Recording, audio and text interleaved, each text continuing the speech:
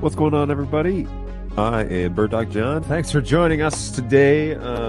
And we are going to kick things off here. It is 1 a.m. in Melbourne right now, and that is exactly where I am. Without any further ado, I'd like to welcome Robbie to the show. What's going on, man? All right, let's see. Hey, what's going on, Judson? Hey, thanks for having me. I do much more. We are joined with Bird Dog Ian, who is at the Capture Summit over in Atlanta. So how's it going, man? Hot and sweaty. That's the most important question that our team can ask. Why are you needing this camera? Now, I haven't tested this thing since it got here. This is something that I'm really excited that NDI did. That's cool. Obviously, there are lots of flavors here, but this is the 4250 line. And our little friend here. Say hello to my little friend. It's brewing in the back of my throat. Based on the recommendation of Senseless, we're going to give a Java Monster a try. Oh, yeah, Pocky, We dude. got a little Pocky, and Yes. I have been putting this off for an age. Oh, I'm so excited for you. There is a Snacks on Stream mystery box brought to you by my Snacks on Stream manager, Break. What's going on, Bugsy? There you go. What's going on? Balu, good to see you, man. What's going on, NetHab? Hey, what's going on, Judson? And hey, Kevin, good to see you, man. What's going on, Jeremy? How are you? Thanks for jumping on. Oh, it's all good.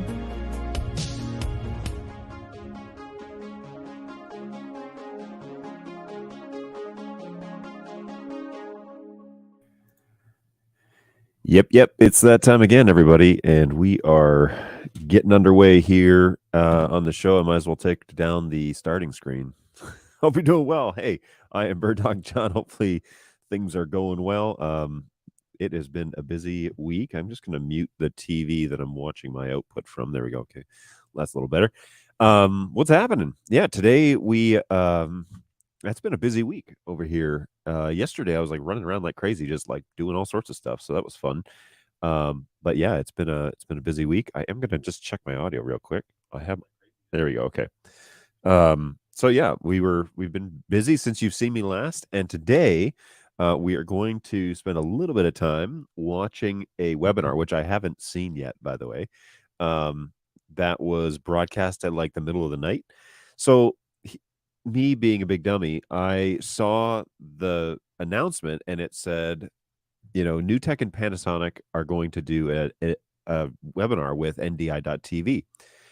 And it said starting at like 11 o'clock, what I thought was CT, Central Time, but turns out it's Central Europe time. And so that's like 3 a.m. in the morning over here in Michigan. So it's already happened. However, it's on YouTube.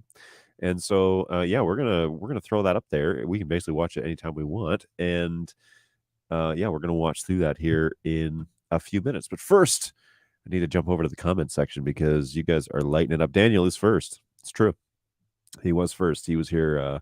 That comment came in 8 minutes before the show started. So, well done. Thanks for hanging out. Of course, Go Web is here like normal.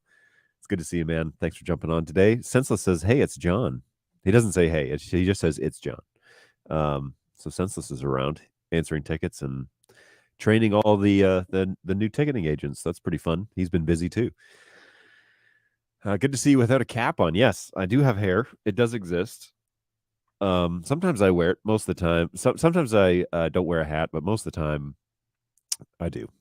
It's just generally as it goes, I guess. And I was going to wear headphones today. I've been trying to figure out how to like show a YouTube video and route it through vMix so that you guys can hear the audio and I can talk over it, but I can also hear it. It's kind of been a mess. So we'll do some shenanigans, and with any luck, we won't have double audio, but we'll have to find out, I guess. I don't know. So we'll see. I was definitely thrown off by that. Yes. And no glasses. So no glasses, no hat, and no hoodie. Man, I'm really really throwing some curveballs at you guys today. So yeah, totally different. Audio, video, all okay. Excellent. Thank you, Go Web. Appreciate that. And what's going on, Balu? Balu's super excited to be at work today. I think. I don't quite know. I'm not too sure what all the emojis mean, but hey, I'm happy you're here too. So yeah, hopefully you guys are doing well. We have, like I said, had a busy week. I've actually been playing around a fair bit with Central Plus, so the new Central 2.0 platform that we have out, which is it's a service that runs now. It's not an executable, but the beautiful thing is that you can access it on any web browser on your network, on your single subnet NDI network. And so I'm actually really anxious to hear what NewTek, what NDI, what Panasonic, what Netgear says about networking. I think they're going to talk about it from what I can gather from they're talking about NDI workflows and they have a networking company there. So I'm really hoping they talk about how they prefer to set things up. I'd love to contrast that. And hopefully we can watch that a bit. The video itself is a grand total of 1 hour. So we'll definitely run into the 12 o'clock hour today, but it's a grand total of 1 hour. And then I think they do some QA stuff. So I don't know. Maybe we'll watch that. Maybe not. We'll see. We'll see how it goes. And if it's totally like a giant waste of time, then we'll call it and cut it off early. But anyways, that's that's where I'm at. On my iPad, I feel like on this screen, it's not like the P200 isn't like super bright. And on my confidence monitor, it's not super bright. But on my iPad, I'm like glowing. And I don't know if that's just because, I got my I definitely have the brightness turned up. That didn't really seem to help it very much. So let's do something here. Let's fix that real quick because I feel like I'm blown out. Let me just see here. Let me see if I can just adjust the exposure on this P200 real quick because then I'll feel better about that. So we'll jump over into the web UI. I'm just going to go to cam control and hit exposure and just knock it down a notch. Does that do anything? Let's see. See what happens on my iPad. There's a delay, right? So that's a little better, but it's still like super blown out. Up to 100. Whoa. that's not right. Okay, so I'm going to chop it up to my iPad. I'm going to return these things to original values now. Oh, that's interesting. Oh, look at that. Anyways, and I'm just going to jump over to YouTube on my computer and view that screen and make sure it just looks the same there. And it's kind of bright. I'm not too sure about that. Anyway, I don't know about that. What to do? So this was set to 60 and this was set to 3.6 on the gain. Seems about right. I mean, if I cut between shots, I guess it's kind of, I'll watch it, I guess, on my iPad and see what happens here, but it looks a little bit, it's just like super bright for me. I've never actually watched it. Original did look the best. Okay, so I'm gonna leave it there then. That's where I was. I don't know. Maybe it's my iPad. I think it's my iPad. It's like it's an OLED display, I believe, and it looks a little bit different that way. So maybe I shouldn't rely on that. I don't know. Whatever. But that's not the purpose of today's show. Today's show is supposed to be about watching this webinar. So we'll get after that. Let me jump back to the comments real quick. I'll be receiving a Bird Dog Play tomorrow. Excellent. That's what I'm running my little confidence monitor on, actually. And it takes a vMix output and displays it up on there on a halfway decent screen. So that's working pretty well. Bali says, never let me know what you're going to do. I mean, well, whatever. I went and watched the whole interview after you'd finished. Lots of stuff in there. I took notes. Wow. From a level standpoint, your exposure looked perfect or normal. It did lower it, but I think it's a bit under now. The original did look best. Okay, well, good to know. See, I'll crowdsource. Actually, the other thing, so the piece that I've been trying to like balance today is how to get the audio from YouTube into vMix so I can pipe it over to StreamYard. So I think I have it sorted out where you're not going to hear double. I was listening to the NDI feed like in the office from vMix, so I think we're good. But I'm going to have to switch so that I can hear it. Oh, I don't know if that's true. So that I can hear it, I may have to switch headphone jacks, but it's all good. We'll sort that out. Right now I'm plugged directly into the Mac. But I think to listen to it, I'm going to need to be plugged into this computer. So whatever, I'll sort that out. That's my problems. I said that wrong. Facepalm. Never let them know what you're going to do. Oh, yeah. So the funny thing was that I definitely was planning on, I thought this was going to be at the 12 o'clock hour, this webinar. Thought they were hosting it in the US, but it's definitely all like European time zones. And so I clicked on it to like load the web page, and it was like, this webinar is done. And I was like, wait, what? So then I got looking, and I was like, oh, CET, that's different. It's like 5 in the afternoon over there right now. So whoops-a-daisy. Audio cables. Yeah, so we'll swap things around here so I can hear the video and provide some commentary over it. I think that's the plan. Yeah, I guess the other way to do it would have been to like share a tab on here in StreamYard and stream. Ooh, that would have been a good idea. And done it like after the fact. That probably would have been easier. Oh, well, lessons learned. Next time, everybody, next time. So, yeah, we're going to do that. And they do kind of like a StreamYard roundtable. I don't know if it's Zoom or if it's StreamYard or what it is they're using, but probably Zoom. And they do a bit of a roundtable with a handful of people that are on. So yeah, it'll be interesting to listen to their opinions on this stuff and see what they say and see where I and you come to the table on this conversation, because we'll do it live. Yeah. Anyways, I'll definitely we'll still watch it. I haven't watched it. I only watched the first like 2 minutes to get an actual like audio check. So yeah, we'll see what they say. We'll see what they come up with on this webinar. And maybe it'd be a giant waste of time. Maybe we'll find it super beneficial. You never know. That's good. That's good cold water. I've already drank my half a pot of coffee this morning. I did that before I came into work, and so now I'm on to the water. So we'll probably get through that bottle this show. And I don't have any snacks today either. So my Snacks on Stream Manager is off on vacation for a few days. And so we haven't done that, but we've had 2 very specific shows, so we haven't really been doing Snacks on Stream. But that will probably return next week. No worries. All right, let's. If you have any questions about the new Central, by the way, I'd be happy to field those for you, because I've been kind of playing around with it. The generator. So there's like a new generator thing. So Central 2.0 is in beta right now, and there's a new generator option where you can use it to upload media files so that you can play them as NDI sources on your network. It's kind of a cool idea.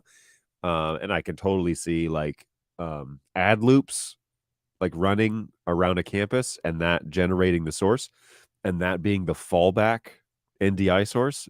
So when you go live with the show, all the screens switch to the show, and then when you're done with the show and that NDI feed disappears on your network, it falls back to the ad loop. I see that as a very practical reason to have this sort of option, but also the sky's the limit when it comes to what it is that you might use that for. And of course, we have these conceptions as to how people are going to use our products, but people surprise us. That's for sure. They come up with all sorts of stuff. So it's pretty cool what guys are doing in the field.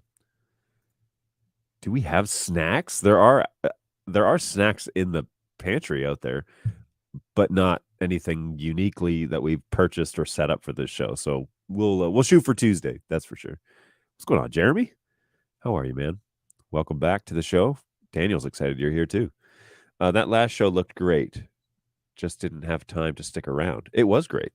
It was a great little chat that we had with a handful of people in the industry that we do business with. So these are guys that do Bird Dog, but are not necessarily exclusive NDI or Bird Dog for that matter. But guys like Glenn, Mike, I mean, these are guys that are doing installs and talking with clients on a regular basis and finding solutions for problems that customers have, or helping to formulate, customers' dreams too. So it's pretty cool to get to actually sit down and chat with them.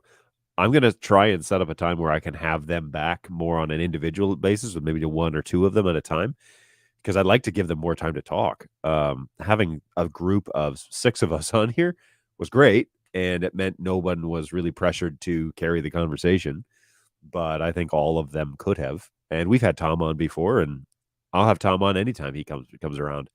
If he wants to have a chat or if he wants me to go to his channel, absolutely. So I've had Tom on already, and him and I can chat for hours, man. And then the other guys that I had on the show, some of them I had just met over email, and I hadn't actually sat down and talked to them. We certainly didn't.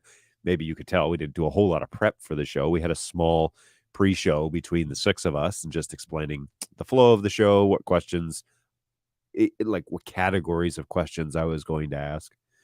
And I just let them go. Like when they had something to say, let them go and say it, right? So we filled an hour quickly. And I think that each of those guys definitely could fill another hour just talking between the two of us or having three people on. And so maybe I need to have like a second personality join me, like another bird dog personality, or where like we can even if it's somebody else in the industry, but have two of us and a guest, and we can kind of have questions and ask questions and from our vantage point in the industry. So I think that format might work. That might be worth it might be worth digging a little bit, see if there's something there. Hey, what's up, Daniel? Jeremy says. GoWeb says cam control doesn't pull the settings from the camera if I restart the camera. Is that the case?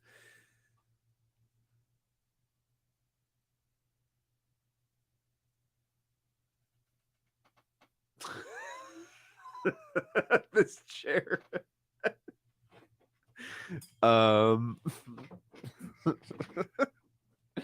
So whatever the thing is on this chair, it's not good. And the guys didn't want to use it for that purpose because it loses its like compression or whatever. I just got to buy a new one and swap it out. But yeah, good stuff. Thanks. The show will never be boring. Something will always happen where it messes up my show. Cam control doesn't pull the settings from the camera if I restart the camera. That might be correct. I don't know I don't think cam control is using sockets, and so I don't think that it necessarily pulls that live data immediately. So I think the idea with cam control is that you have cameras and you pull up cam control and then you start setting the settings, and then that becomes the primary controller. However, I could be wrong. I thought we tried to get it to where it would reflect the active settings. I'll have to ask engineering about that, because it seems like that would be a highly desired case like thing, but I'm not too sure. Pandorica, what's going on? Welcome back. Thanks for stopping by. Good to see you again. The one thing I was wondering about the digital signage usage, is multicast guaranteed, or is there just a ridiculous network backbone in that assumption? You mean, is multicast guaranteed on a play? That's a great question. As a matter of fact, I can verify that for you right now, because I can't remember if I put this. So multicast should be an option. Certainly will be, if not in the future. So let me just pull this up. I am running in multicast. So multicast is working. I use this every show. I'm using the play to show a multi-viewer out of vMix, and that is set to multicast. So there you go. So multicast, the question should be, is multicast assumed when doing digital signage, right? I think it is, to be honest with you, because you're going to get way outside your networking britches the moment that you start putting up these on multiple screens in the hallways of your institution or however you're doing signage. If you just have like one or two, TCP would be fine. But I think when you get outside of that, it's a total waste of bandwidth. And so you might as well plan for multicast if you're using play in a signage situation. That one's for free, folks. That was you got more than the price of admission this morning on that. So what's going on, MTash? Good to see you, man. Thanks for coming back. Okay, so this webinar is an hour, and so I'm going to get this thing started, I think. So let's cut over to that, and or nice fade. Ooh. And I'm down here in the corner now. So here's hoping that this works. You guys can still hear me, right? You can still hear. Whoa, my multi-viewer just froze. That was weird. I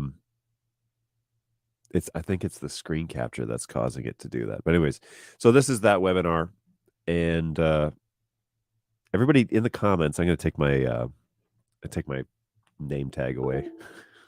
I'm hiding behind my name bubble. I never think of that when that happens, but before we get started here, this NetHab multicast shifts the resource load from the encoder camera to the network switch. That is why you need a quality managed switch in order to guarantee the signal gets to everyone. You need to listen to NetHab. He knows what he's talking about. Hey, we can hear you. You might want to turn off your lower third. Thanks. Appreciate it. Okay, and then tell me if you can hear this webinar.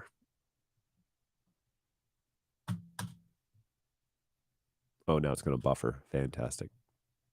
Hello, a very warm welcome to Okay, this can you hear NDI that? webinar. My name is Renato. I'm the host and producer at NDI.tv, and I'll be your host for the next 40 to 50 minutes. Today's topic is getting your NDI workflows ready with Panasonic and Netgear. Uh-oh. And joining us today is I our can't hear it very yet. own NDI Frink says guru, yes. Roberto Musso, a certification thinks. project manager from NDI. Okay, so I'm going to switch headphones now because in the latest might as well just have NDI two separate headphones for 5.5 this show. update. And then we'll be hearing from Mads Bolding, a sales engineer and PTZ All right, is that loud enough? specialist with You guys Panasonic. you're comfortable? We'll Can be you hear talking me about over the them? Panasonic Because that's PTZ most important. ecosystem. Following Mads, we'll hear from Richard Jonker, Vice President of Business Just a little louder? for Who needs to be a Netgear, little louder? and he'll be talking Them about or me? how to deploy NDI in the best and easiest possible way with Netgear, of course. You are louder. Finally, we'll have a Q&A session where you'll be able to ask all your questions to any of our How three about, panelists. Just type them into the chat below How about into the that? Is that any presentation. better? And as we'll do our Yes, best I to know answer I'm them louder as than them. many as we can in the time that we have available. I don't want to be at the same level So, as them. I want to Let's overpower get them when I started need to with tell you something. Roberto. Prego. Hey, thank you. Thank you. And I'm very pleased to be here. It's Okay. very exciting. I'm getting We've been working getting a with that's good Netgear and, thumbs up from and various Panasonic texts for and many such. years. Whoa. And is a real What's going on pleasure. there? Why are So people disappearing from the show? show you what we have done with NDI 5 and then with Okay, real quick. So this guy is one of the main architects for NDI. He's from the beginning. And this is the guy that was on Global Office Hours about 3 weeks ago. And this is the guy that said, the beautiful thing about NDI is you can just put it on the on any network. NDI 5.5 in the last 2 years. Yes, I mean, NDI is the unstoppable stream, the future. Here, I'll jump into vMix and because my for face, us, or put my face on the other NDI side. is our video over IP and audio over IP technology. So in 2021, we released NDI 5. Yoink. And with the 5 version of the NDI tools, we where did all the guests introduced new go? technology and new tools. One of the main important feature, I would say, is reliable UDP. Reliable UDP is a technology that is helping user to simplify the network. I mean, the NDI usage and the network infrastructure. This has been probably the biggest step forward for NDI. Then we made a lot of improvement. For example, improvement in Discovery Server. We enable network interface selection and some more tools. For example, we introduced NDI Audio Direct, which is I don't know who's running the show over there. An NDI VST3 plugin that enable audio workflow with NDI. Oh, yeah, it definitely might have been And then we WebEx. introduced NDI Bridge. NDI Bridge is a fantastic tool that allow user to share over internet, over a wide area network, multiple NDI source. Is bidirectional support every NDI capability. For example, is support multi-channel audio, bidirectional metadata, PTZ control, KDM is a very important tool. And then we introduce NDI remote.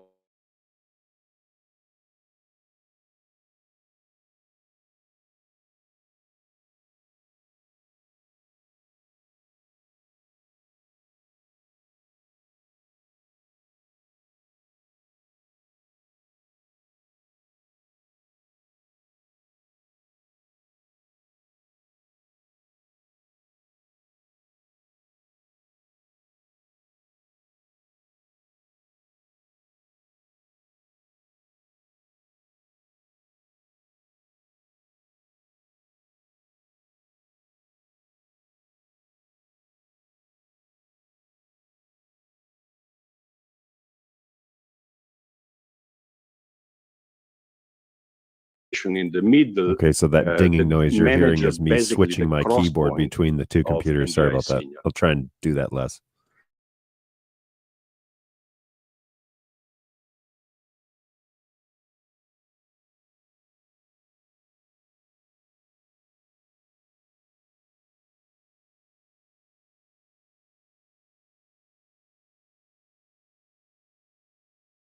To 4 Oh simultaneous crap! Sorry, source. everybody. My bad. My bad. And we add Here, a let very me back important that up. feature Let me back in that up. NDI Audio Direct, where Boy, now it's this possible is a to mess. configure Okay, hang on one second. workflow. So every user now can create a complex routing just using a single application. With NDI router, I don't need anymore to, for example, to select and receive and decide to receive a source on the receiver side, but I can have this application in the middle that manages basically the cross point of NDI signal. And then we introduce NDI Remote 2 with the tollback function and screen capture. And this is very important. I mean, this is a very big update in NDI webcam where we can use now up to 4 simultaneous sources. Yeah, and I'm using that right now. We add a very important feature in NDI Audio Direct where now it's possible to configure audio level both as a source or as an output. Another very important feature that is probably, I mean, not really visible, but is really important. So you can define which kind of application part of the NDI tools will be launched on system startup. For example, this is very important for cloud deployment because, I mean, every time I run a cloud machine, I can set up the auto start of webcam screen capture with KVM, NDI bridge, or Studio Monitor, or the NDI router. Then we introduce a new plugin for Unreal Engine with cross-platform support and support for Unreal Engine 5. And this is very important, a new end-user registration. Why is important? Because with this new registration, we allow third party to pre-install NDI tools in a computer. And this is, again, has been a big request for cloud deployment. So a third-party organization can pre-install NDI tools, and then the end user perform the registration. This is another interesting tool that is part of the SD. Okay, just real quick, I hate it. Sales guys, if you're watching this, I hate it when guys make slides and then they read them to you. Don't do that. Don't insult my intelligence by reading the words to me. SDK, It's not NDI necessary. Free Audio. NDI Free Audio is a very small application that exists for many different platforms, for Windows, for Linux. So with NDI Free Audio, you can use any kind of computer, for example, a Raspberry Pi. If you connect an audio sound card to a Raspberry Pi, then you can run this application and make this small computer as a NDI Audio I/O. That's interesting. And we enable SDK improvement. For example, with the advanced SDK, we allow to specify NDI quality. We improve MDNS and discovery support, and we add FPGA decoding with the advanced SDK. I think is all for now. Ooh, FPGA decoding now supports alpha channel. As you can see, we are actively working improving NDI. Improved MDNS and discovery support. More new improvement will come, and we'll keep you updated on that. Thank you. Is that it? Oh, Excellent stuff. Thank you very much for that, Roberto. So now we'll be moving to our presentations from Mads and Richard. So take it away.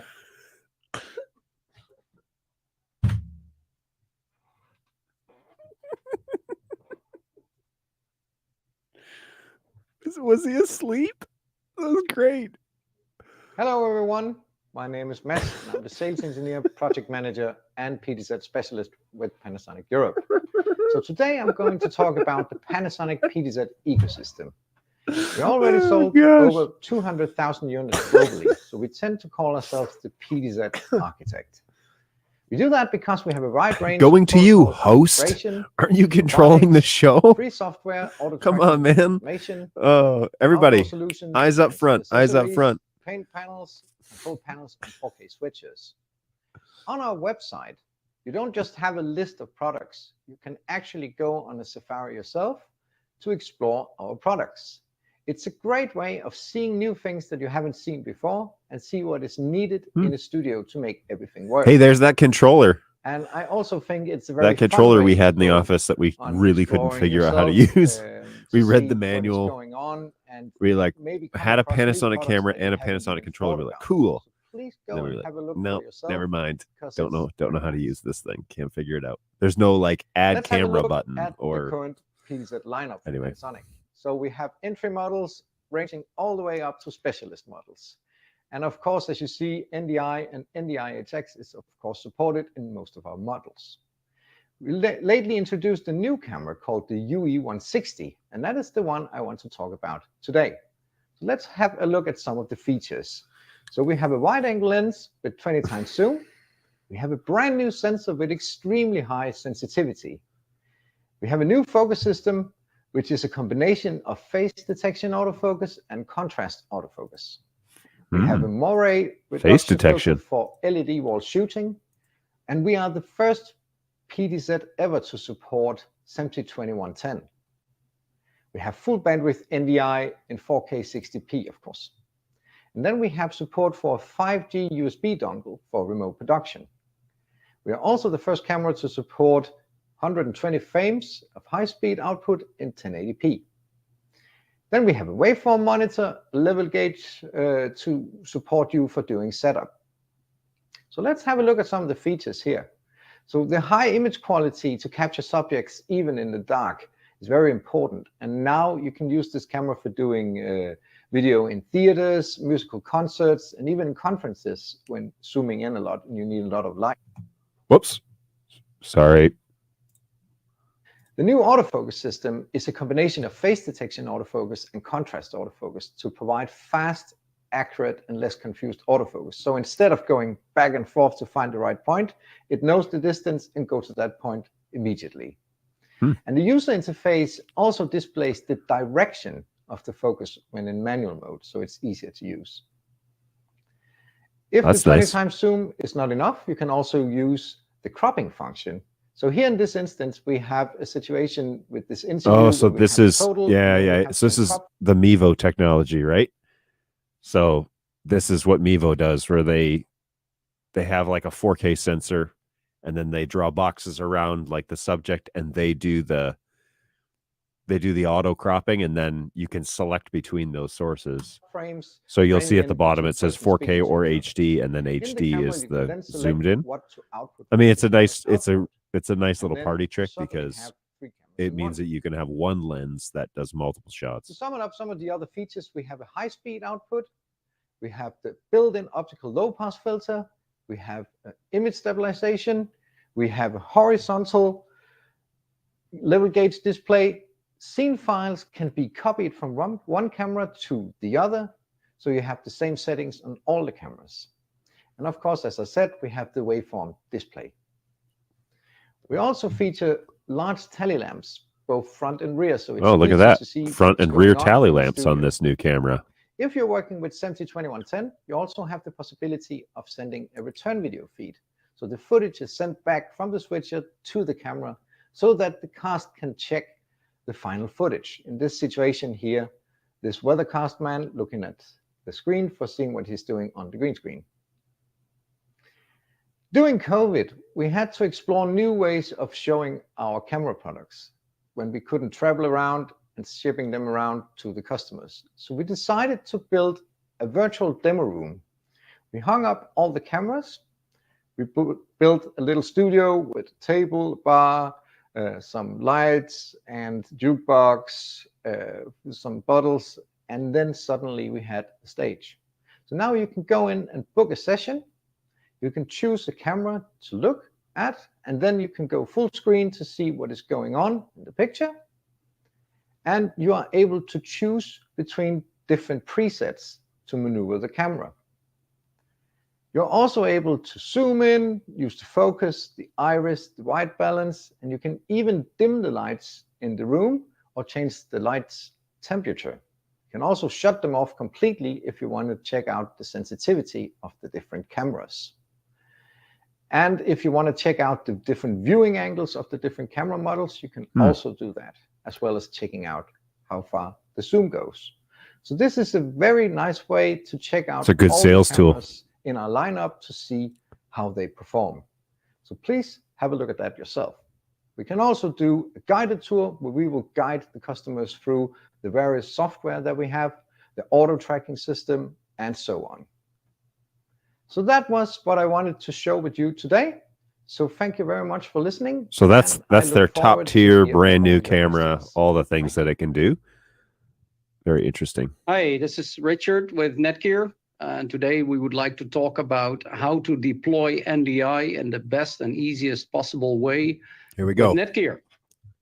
Welcome. I'm ready. We built AV over IP switches. Why did we do that? Because, well, AV is one planet and IT is the other planet. And people from AV don't speak IT language and the other way around. While people in the AV world talk about protocols like NDI.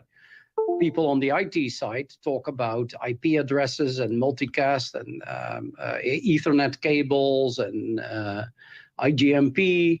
And to use AV over IP on an IT switch, well, it requires that you know a little bit of both worlds. And that's what we're trying to do. So we've built products for the AV over IP deployments using IT knowledge in the back, but applying learnings from the AV world so that AV people can use these switches and deploy them without having to understand all the IT speak, just by using AV technology learnings. And I'll show you how that works. We've worked with over 180 manufacturers in the AV over IP space, including NewTek, NDI, and Panasonic, and others, to really fine-tune our products. Boland is on there too. With the applications in broadcast or commercial AV where NDI is often used.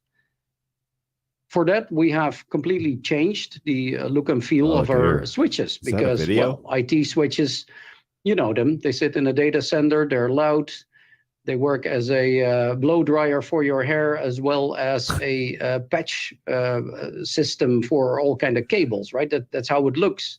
They don't have the look and feel usually of a nice AV deployment. So here we did it differently with the AV line M42 line of switches.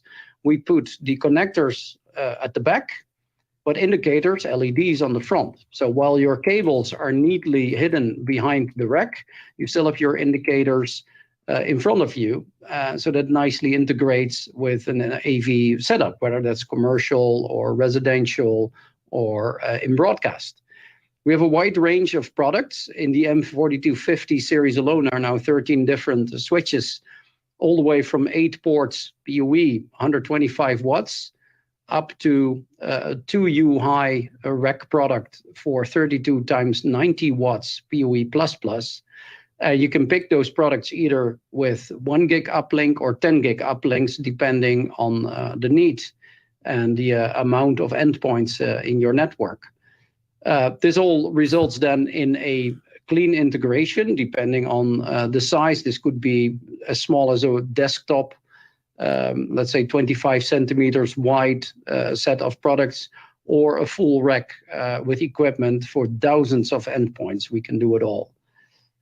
So with NDI, there's something specific. NDI is a network device interface and basically helps you to transport audio and video coming from a source to a destination over the network.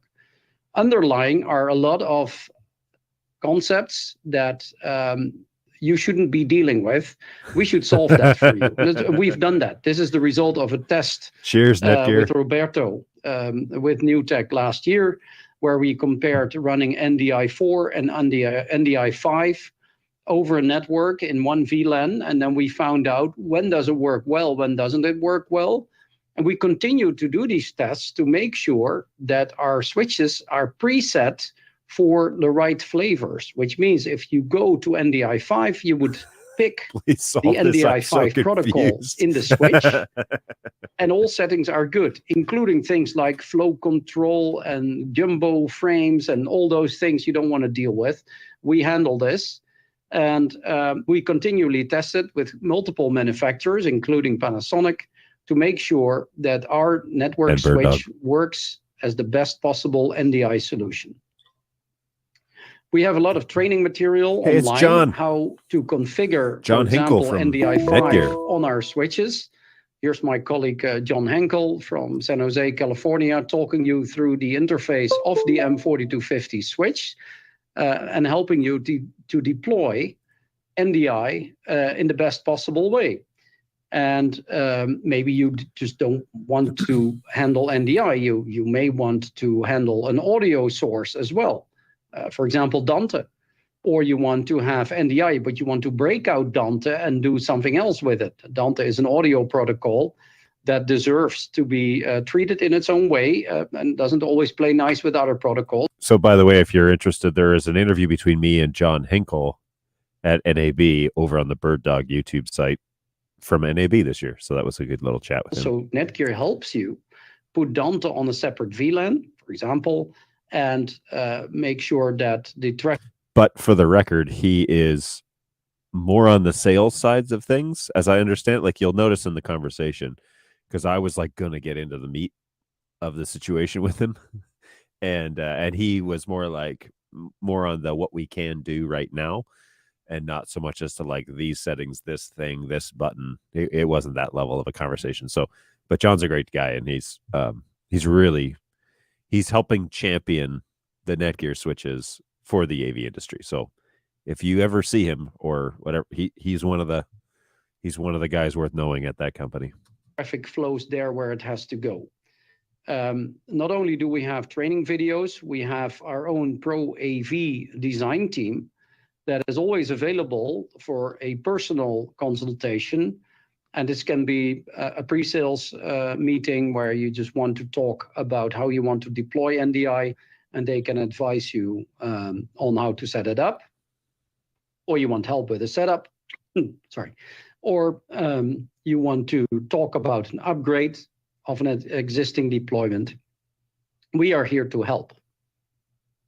Another course we do, actually our most famous one, is Top 10 Tips for AV over IP Network Design.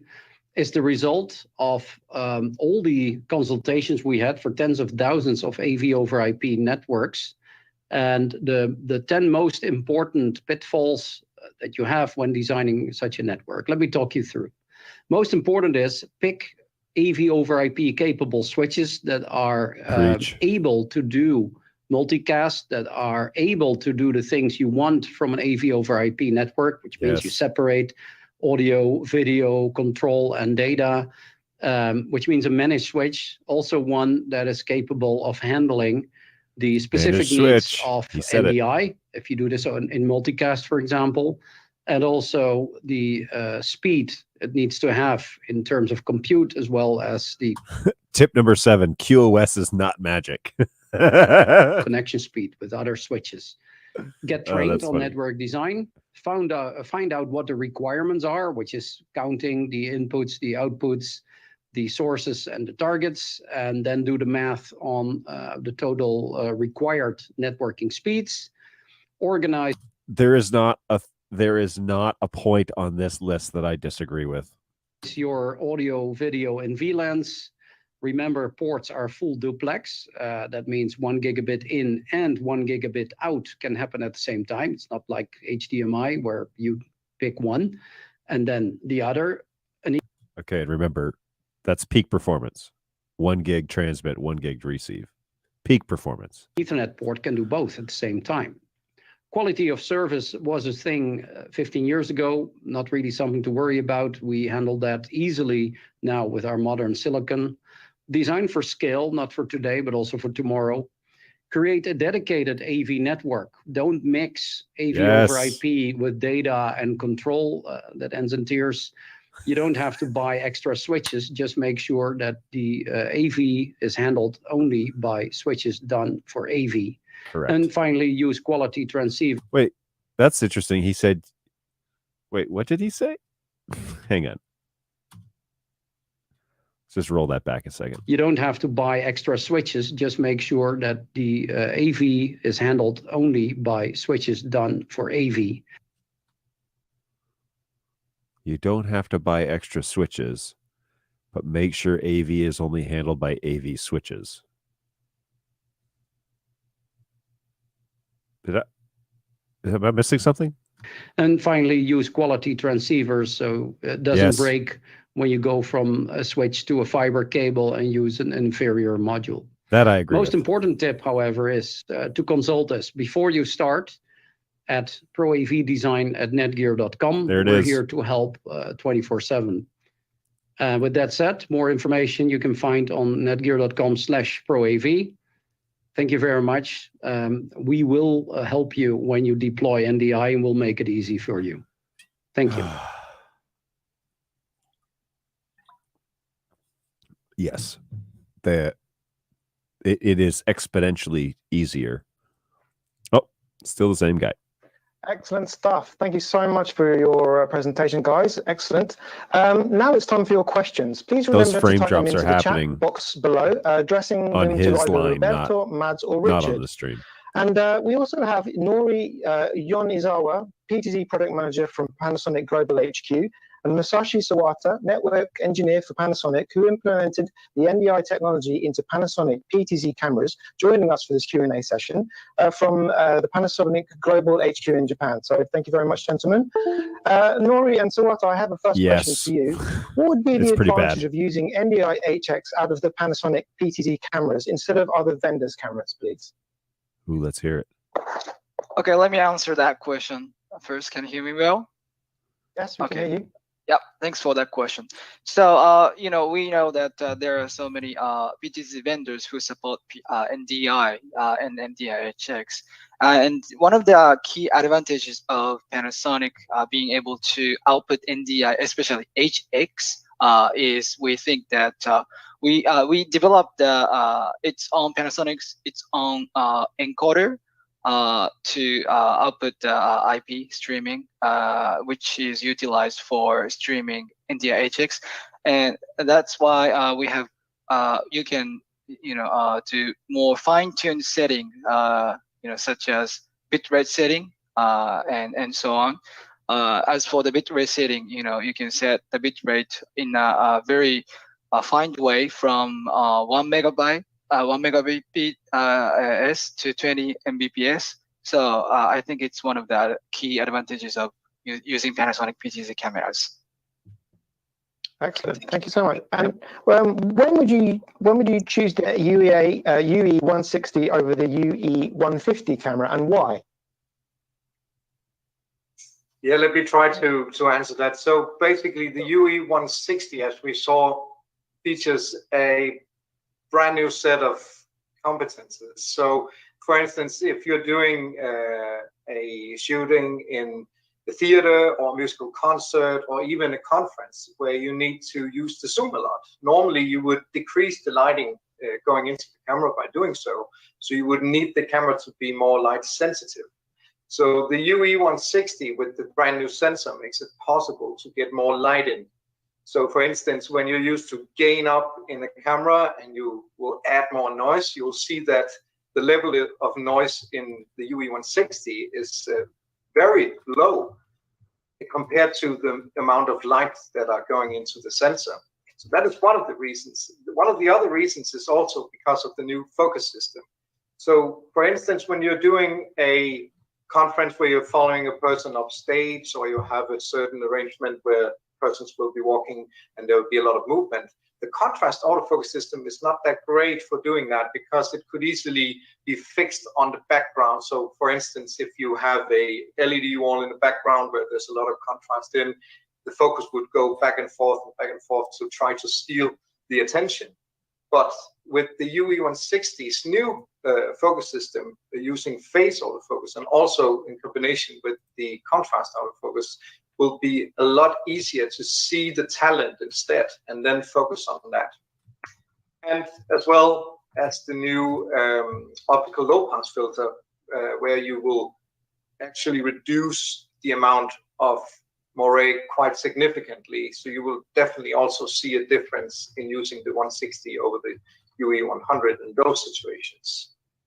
And that is just basically some of the features. There one other feature that I just came across in Italy and in Germany on my most recent trips, that we tested out the UE160 on robotic solutions, like dollies and totems and stuff like that. So the whole core structure of the UE160 is very stable and it's very rigid. So that means if you're moving the camera a lot on a dolly, for instance, you will have a very stable construction of the UE160. Thank you very much for that answer, Matt. Masashi, I think I have a question for you here. When would I use NDI HX and NDI full bandwidth instead of SDI or HDMI?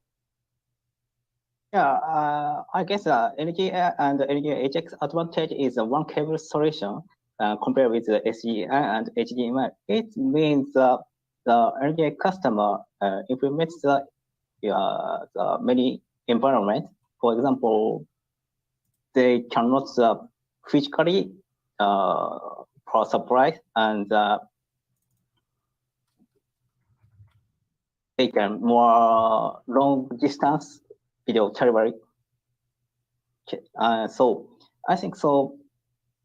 Most advantage is that the customer they can implement the more easy to video workflows. So I think so.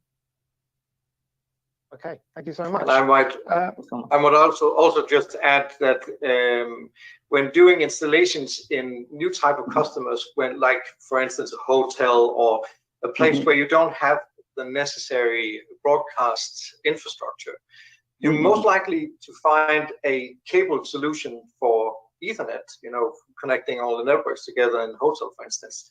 And thereby it would be easier just to hang up the camera, plug in the cable, and then you're on, instead of drawing new cables around the building, making it a lot more expensive. So couple of things here. The first is this camera they're talking about, the 160, it's announced. There is no price out there that I can find just yet. I'm looking up like B&H. I'm looking for Panasonic, like MSRP. I'm looking for a bunch of things in there. I don't see a price.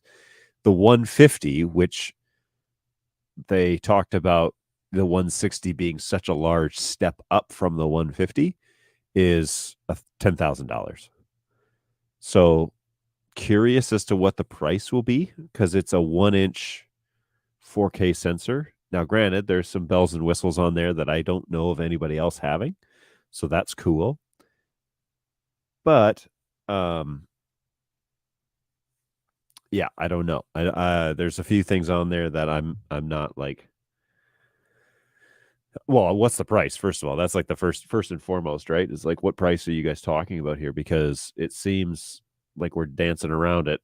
But oh, you know what? Is it possible for me to? Anyways, I'm like, okay, what's the price point here? Is it 12 grand? Is it going to be the same as like it's going to be 10 grand? 9,999.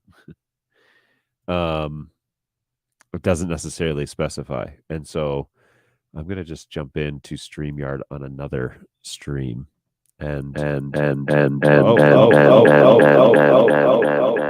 that's not good. I should have muted that. Anyway, so yeah, I don't necessarily know what the price point of this would be if it does all this stuff and it's over $10,000. However, if they're bringing this in as a replacement for the 150 and it's going to do all this stuff, then I could see like major installers, doing that sort of thing, like going, I have a UE 150 confirm. What does that mean? What's going on, Michael? Good to see you, man. And DIHX just say no. Well, we know Michael's opinion about this. Sorry, let me just back this up here real quick. For a guy with all that expensive equipment behind him, and if you notice, it's like audio equipment, right? That's what, when you mentioned that, I was like, oh yeah. It's a little bit strange that he has like a lot of like audio equipment, a huge soundboard, all this stuff, and then he's got AirPods in. But anyways, it's like, shoot, man, you missed a chance there to use all that sweet equipment. That would have been cool to hear all that. But anyways, 10,000 can confirm. Yeah, it's a doozy. Remix. Well, that was pleasant. Thanks, guys. Yeah, evidently, yeah, I was listening to the show. So anyway, okay. Back to the show. Oh, so I can't find a price. That's the first thing. And but some of the things that they've talked about are nice.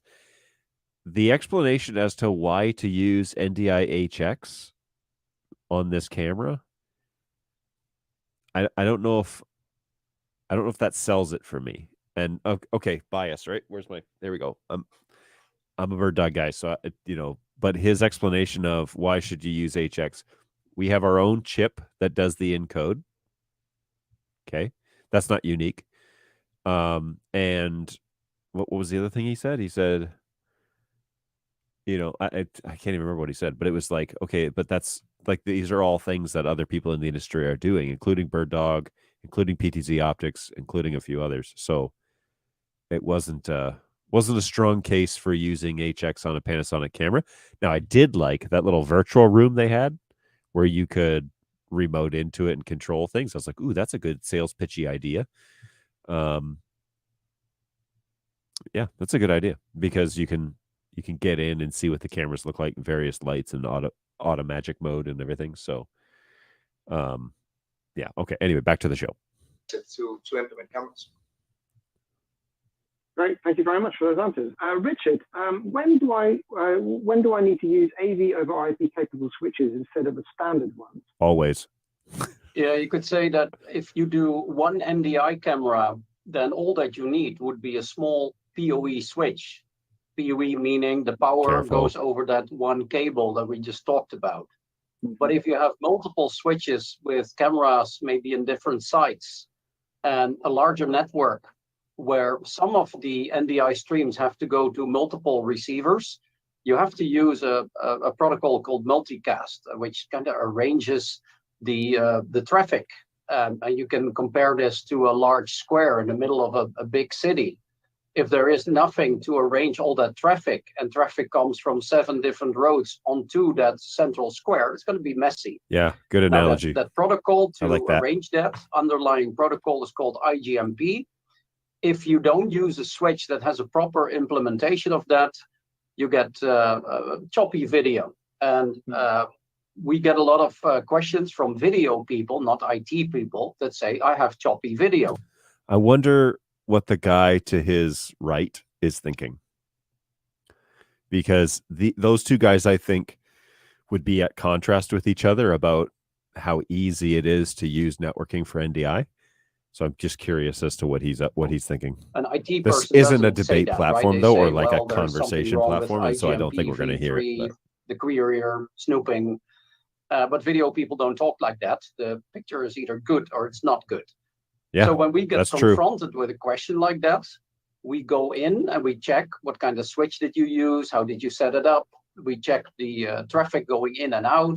Is it being handled correctly? Is there a traffic cop on the network? This IGMP thing.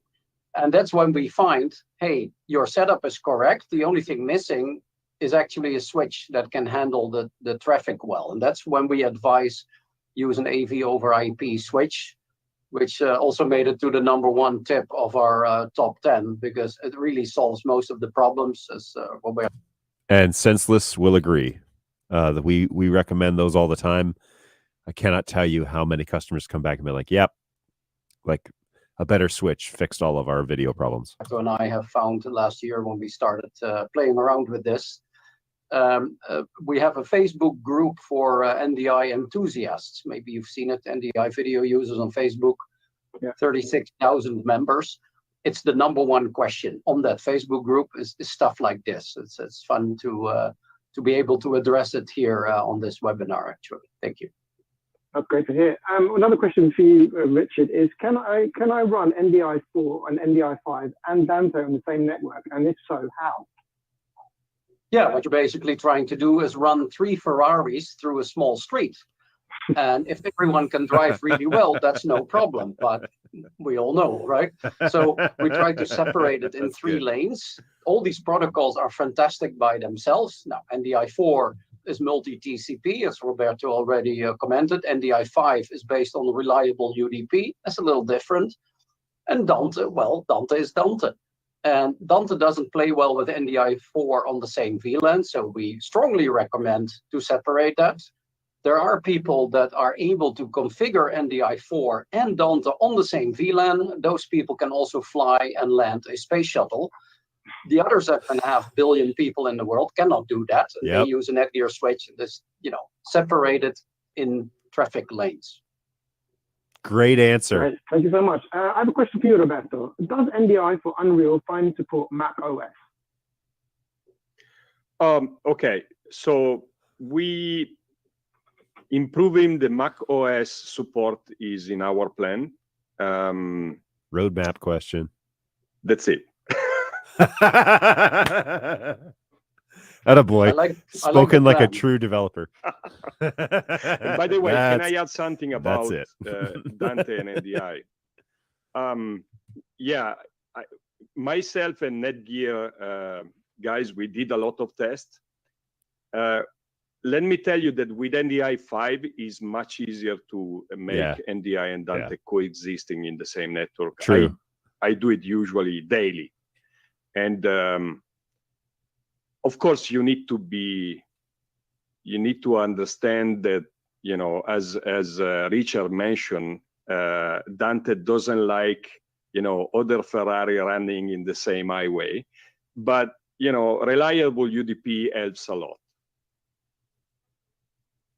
Right. Okay. I have another question for you here, Roberto, while I have you. Any experience with NDI Bridge in an enterprise? I think that means, do you need any experience with NDI Bridge as an enterprise? So we have some customer using NDI Bridge to avoid multicast, and this is one of the typical usage in enterprise. For example, I need to share the same source with 100 or I don't know, many monitor, but I don't want to use multicast because it's too complex to set up. And this is one of the typical usage on should have jumped in NDI there. Bridge. And we have customer doing that. The other usage for is Bridge. Again sharing multiple NDI source over LAN, reducing the bandwidth. For example, I have several source inside the Studio One, and I want to share all those sources in Studio 2, but I don't want to use NDI full bandwidth. And so this is where NDI Bridge help, because can transcode all the NDI high bandwidth source to NDI HX with different bitrate. And this is another typical usage in this environment. Okay, thank you very much for that. I have a question for the guys at Panasonic. I'm not sure if you can actually answer this, but what someone has said, we are developing NDI AV production integrated in private 5G network, into a private 5G network. Is Panasonic planning to offer NDI HX in the Kairos? Can anyone answer that?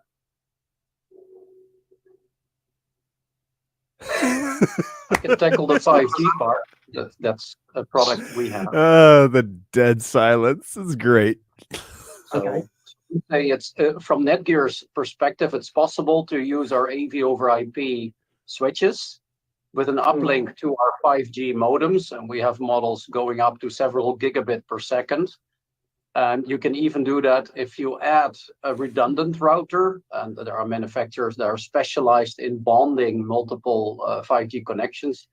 There is no technical reason why this shouldn't work, right? So I think this really comes down to having the right software and then choosing, for example, what Roberto discussed with NDI Bridge, the right way of getting it over the 5G network, right? What you should not be doing is using uncompressed streams, full NDI 4K 60, and then try to squeeze 10 of them through let's say a moderate 5G connection. That's probably not going to go well. So this all has to do with how you calculate the total bandwidth. There's a latency consideration as well, because 5G adds a little latency, but NDI can deal really well with latency, right? It's built in the protocol to deal with that. So from a network perspective, you're good. Right. Thank you, Richard. That was a network question. Just to add a note, this is one of the reasons why we develop NDI Bridge, because there are, especially wireless or 5G, sometimes there is a lot of jittering. And NDI Bridge helps a lot because there is an error correction method that is stronger than usual NDI, because NDI has been defined to be very low latency. And so in some condition, it's much better to use NDI Bridge. Okay, thank you very much. Someone also said that you mentioned you consider Dante an audio protocol. Since a while, Dante also supports video distribution, Dante AV. Are the Netgear switches prepared for this? Some question for Roberto or Richard, please. Yeah, I'll take the Dante AV question. So Dante AV is a combination of Dante audio using the same network framework, and it adds video to that. There's actually two versions. There's Dante AV, and now they have AVH, which uses H.264, H.265. You can use the same network, but if you would say, for example, you're building a home, can I connect 10 bathtubs and 10 showers to the same water pipe? Well, you can, but the water will be dripping, right? This will not be a full rain shower experience. It's the same with the Dante network. Yes, it works with 1 gigabit ports, but you cannot keep on expanding because the total bandwidth in the end, it has to come together somewhere, may not be enough. So the advice is just like with a proper NDI network, you have to do the math, right? It's one of the tips from our top 10.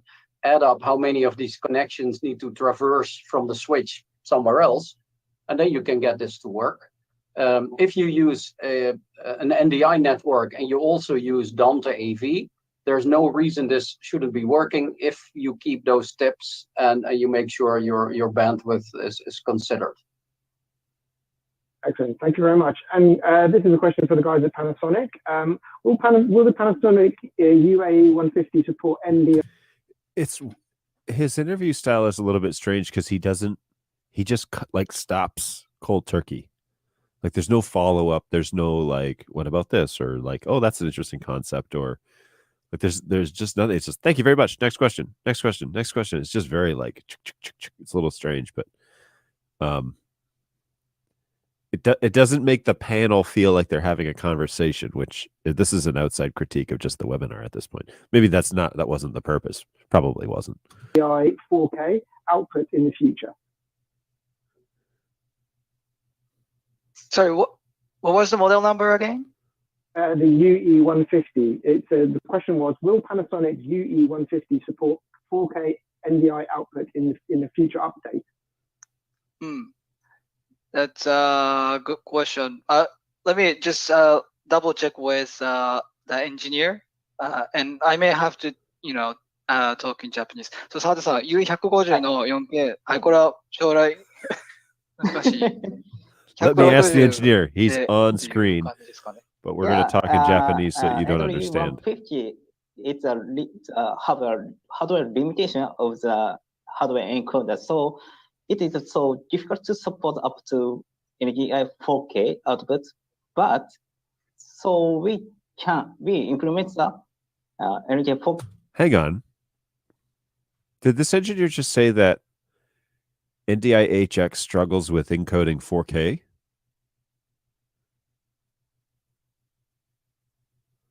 Interesting. The output to AWE160, so it is different of the AWE150. Yeah, that's a lot of data for their silicone to probably handle at 4K 60. That's very interesting, and though. The AWE160. Yeah, so if you're looking at 4K out of NDI, I would recommend that you go for UE160. Okay, great. Michael, to answer your question, it's Panasonic across the bottom on this panel, Netgear in the middle at the top, NDI on the far right, and then NDI on the far left. NDI is hosting this, like NDI.TV is hosting this, and then the guy on the far right is like one of the primary architects for the NDI protocol. Like he was there at the beginning. Thank you so much. The genesis. And what are your plans about integrating NDI or SMPTE 2110 into your professional projector setups? Having the complete AV workflow and network base would be very interesting. Huh. Can you reveal? This is also something that has been a lot of testing on, and we're ready to do. We have. I had the pleasure of being on tour with the visual guys for the last 2 months, learning a lot about projectors and screens and stuff. So that was very nice. And as they have these SDM slots in the projectors and the displays, they are able to implement almost anything made out there. So there's a lot of different vendors out there making different SDM boards for these products. So virtually anything would be possible in these products in the future. And some of them already supported, of course. Oh, that's interesting. Excellent. I have another question about the UE160. The Panasonic camera UE160 monitor output signal for the talent to view is received on the camera also via NDI. Can anyone answer that? Sorry. Yeah, I can rephrase the question. Is the Panasonic camera UE160 monitor output signal for the talent to view received on the camera also via NDI? That's the correct phrasing of the question. He said it was 2110. Yeah, currently we planning. Okay. Go ahead. Currently we planning to monitor output is only ST2110. Yeah. But technically it is possible to support NDI, but currently not supported yet. Okay. Yes, it's only through ST2110 at this moment. Yeah. Okay. Thank you very much.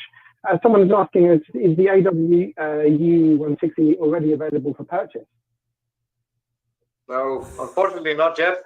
It will be in the end of February next year. So currently now we are working on the camera and testing it out, see all the different features, showing it around when we get around. So we can't wait to show this to everybody in late February next year. Just in time for NAB. Hey, Mats, when did we show it at ISE end of January? If you have it available, yes. Yeah. We'll hook it up with a switch, with one of your projectors, maybe with an Intel SDM board, transcoding NDI straight into the projector. We can actually do that. That'd be a nice thing to show to everyone. Yeah, definitely. We will show that. Yeah. Roberto, I have a question for you. Is there a plan in place to have an application like NDI Studio Monitor available on mobiles? I don't think is in our plan because we are much more focused to have third party doing something like that. So that makes NDI sense. tools are mainly for computer. And but there is a PC lot of, that. I mean, there are a lot of third-party developers that are developing now or on mobile platforms. So I believe this is happening soon. Yes, this was streamed live several hours Richard, ago. how do you recommend separating networks, AV versus control or other data, when a machine has limited ports? Yeah, if the port on your computer is VLAN aware, depending on your implementation, you could use one port and place it in multiple VLANs. That is possible. If you don't want to do that and you have one port, well, you have to solve it in a different way. For example, by configuring a trunk port on the switch that would directly talk to your computer. Oh. A common scenario is you use NDI, for example, OBS Studio on your computer to manipulate some of these things, right? In a very small setup. I think most of us here have played with that. If you take it one step up, you would configure a vMix server, for example, and then you would typically do that. So we often talk, very often talk to customers that are trying to configure that. The answer is trunk port. The best solution is, if you really want to do this as powerful as possible, is 2 NIC cards in the computer. Yes. If you can't do that, it still would work. Yeah. If you do 2 NIC cards, it's possible to place the computer then simultaneously in 2 different VLANs, which is on one hand okay, because it's easier to configure. On the other hand, your IT manager may not like that, because you're creating a bridge on your computer, and you may not deal with all the security in the right way. Yeah. So the securest way of doing it is get that, well, also cheaper computer connected to a trunk port on the switch, and we can help you configure that. Yeah, I can show you how to do that too if you're interested. If you are frustrated because it doesn't work, email us at proavdesign@netgear.com and we'll just do it for you. Excellent. Okay. Question for you, Roberto. Is there already a possibility, i.e. hardware, to add Dante audio to NDI? No, not by hardware. But there are, I mean, you can easily do it with NDI Audio Direct and an open source application like Ardour, for example.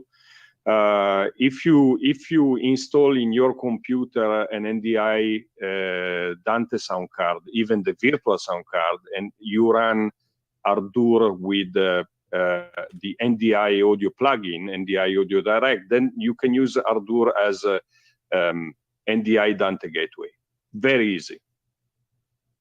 Okay, thank you so much.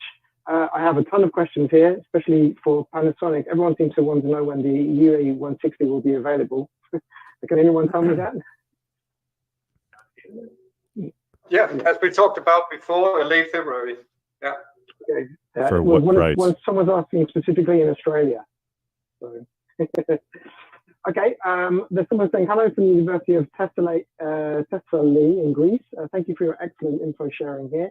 As an AV systems and designer and engineer for higher education, I am very pleased with the Panasonic AW cameras and NDI technology in general. I wish other AV manufacturers like Extron may integrate NDI directly into AV matrices. So to combine technologies like DTP into one device instead of using NDI HDMI converters. That doesn't seem to be a question, but they seem to be very happy with us anyway. Okay. Can the 3D protocol from a PTZ being transmitted somehow in the open internet for remote augmented reality production? Okay. Can the 3D protocol from a PTZ being transmitted somehow be on the open internet for remote augmented reality production? Can anyone tackle that one? I can take it. We are working on that. We are working to define 3D over NDI protocol. Okay, thank you very much. A question for Panasonic: is it possible to output the NDI and SDI signal at the same time on all types of PTZ cameras? Most of the cameras can, and basically also from the UE160, you can actually use all the outputs at the same time. I was going to be surprised if he said no. Question. Do Panasonic PTZ cameras at present support both NDI 4 and 5? Yes, is the short answer. Short answers are good. Okay, let's have a look here. We have a lot of questions here. What is the maximum cable length for a cable run to a camera? I'm not sure what if that one's pertinent or not. Yeah, that's me. 100. Hold up, Nathan. Nathan just jumped in here real quick. I just want to throw this up here. Hello, I just stopped into one of your streams to inquire about a feature Birdlight might have had a while ago, and since that stream, I've been watching your streams. I've been learning so much. Oh, this is nice. This is a good little ego boost for me. Due to this, I've gotten a lot of great ideas on how bird dog cameras may meet my needs. Thank you for the streams. They've been very informative. You are very welcome. Thank you for saying something. Yeah, I'm glad you feel that way, because that's been really that's been the whole point. We just want to make a live forum where it's, informative, and people can take what they need, hang out with us, get to know some of the guys in the industry, some people that have become friends because of this stream here on Bird Dog, and of course my team who watch in the background while they're busy working on stuff. So really appreciate that. Thanks for saying something. Meters, even if you use PoE, and that's part of the Ethernet specification. We've tested that; it just works. Don't buy the cheapest Ethernet cable on AliExpress. I would say buy a decent one. And then if you're in live production using NDI, which is a fantastic application for NDI, make sure the visitors don't trip over the cable. That would be okay. 100 meters, no. Okay, great. Another That's one to you, great. Richard. Well, using Wi-Fi and NDI isn't recommended, but does Netgear have any offerings for this? Looking at it, so currently the limitation for Wi-Fi is that Wi-Fi changes any form of multicast into broadcast. It goes everywhere, so it gets very noisy. So what we've tested is take an NDI camera, use a Wi-Fi bridge to replace an Ethernet cable, obviously without the PoE option, right? You would need power still. And then you can bridge an NDI signal over Wi-Fi. I mean, it's more than fast enough. But doing a real NDI protocol deeply embedded in Wi-Fi, with the current technology, Wi-Fi 6 and 6E, don't think that will happen. But with the new Wi-Fi 7 specification, there are some possibilities. And we're having discussions, and this is really very low level with the chip manufacturers about how to do that. But don't expect anything for the next 2 years. Okay, and the reason is because we're always pushing the limit with wired, and Wi-Fi is always 2 generations behind wired technology. So when you get the latest and greatest wireless connection, the chip has to be fast enough inside the device to do it. And then the transmitter of the Wi-Fi also has to be fast enough to do it. And that connection, if you get the best of the best today, is 2 generations behind how fast we can do it with wired. That's why we struggle with that. We're not catering to the lowest common denominator. We're going for Ferraris in this scenario. We're going for Ferrari type of technology. And to do that, you need to capitalize on the massive advantage that wired technology has over wireless. It's just the way it goes. Primarily because the Wi-Fi protocol is built off of the wired protocol. And so in a like a pseudo, everything being equal world, you could get equal performance, which you can't. But in real world numbers, coming from a networking side of the conversation, and I've done wireless for years in terms of installs and all that, you're always 2 generations behind. And so that's going to be the problem. Always. I don't foresee that ever catching up. Now, if, for example, we figure out a way to do like less with more or more with less. So if we do better video with less bandwidth, and that happens like that, this will come down to the fundamentals of how NDI encodes and does their protocol and writes their SDK and all of that from the top down. If we can get a whole lot more with a whole lot less, maybe. But right now we're on the cusp of pushing the boundaries of the current wired standards, which right now I would say is 6A. I mean, there's Cat 7, Cat 8 out there, but that's a little less common. If you go to do a network install right now, you're quoting out 6A because it's twisted pair, it's shielded, it's 10 gigs, it's economically, it makes sense, it's affordable, and so on and so on and so on. And so unless you're like NetHab and you are a rocket scientist that knows how to configure and do everything and manipulate his network at that level. If you're not that guy or gal, we don't discriminate here at Bird Dog. You could be a network administrator, whoever you are.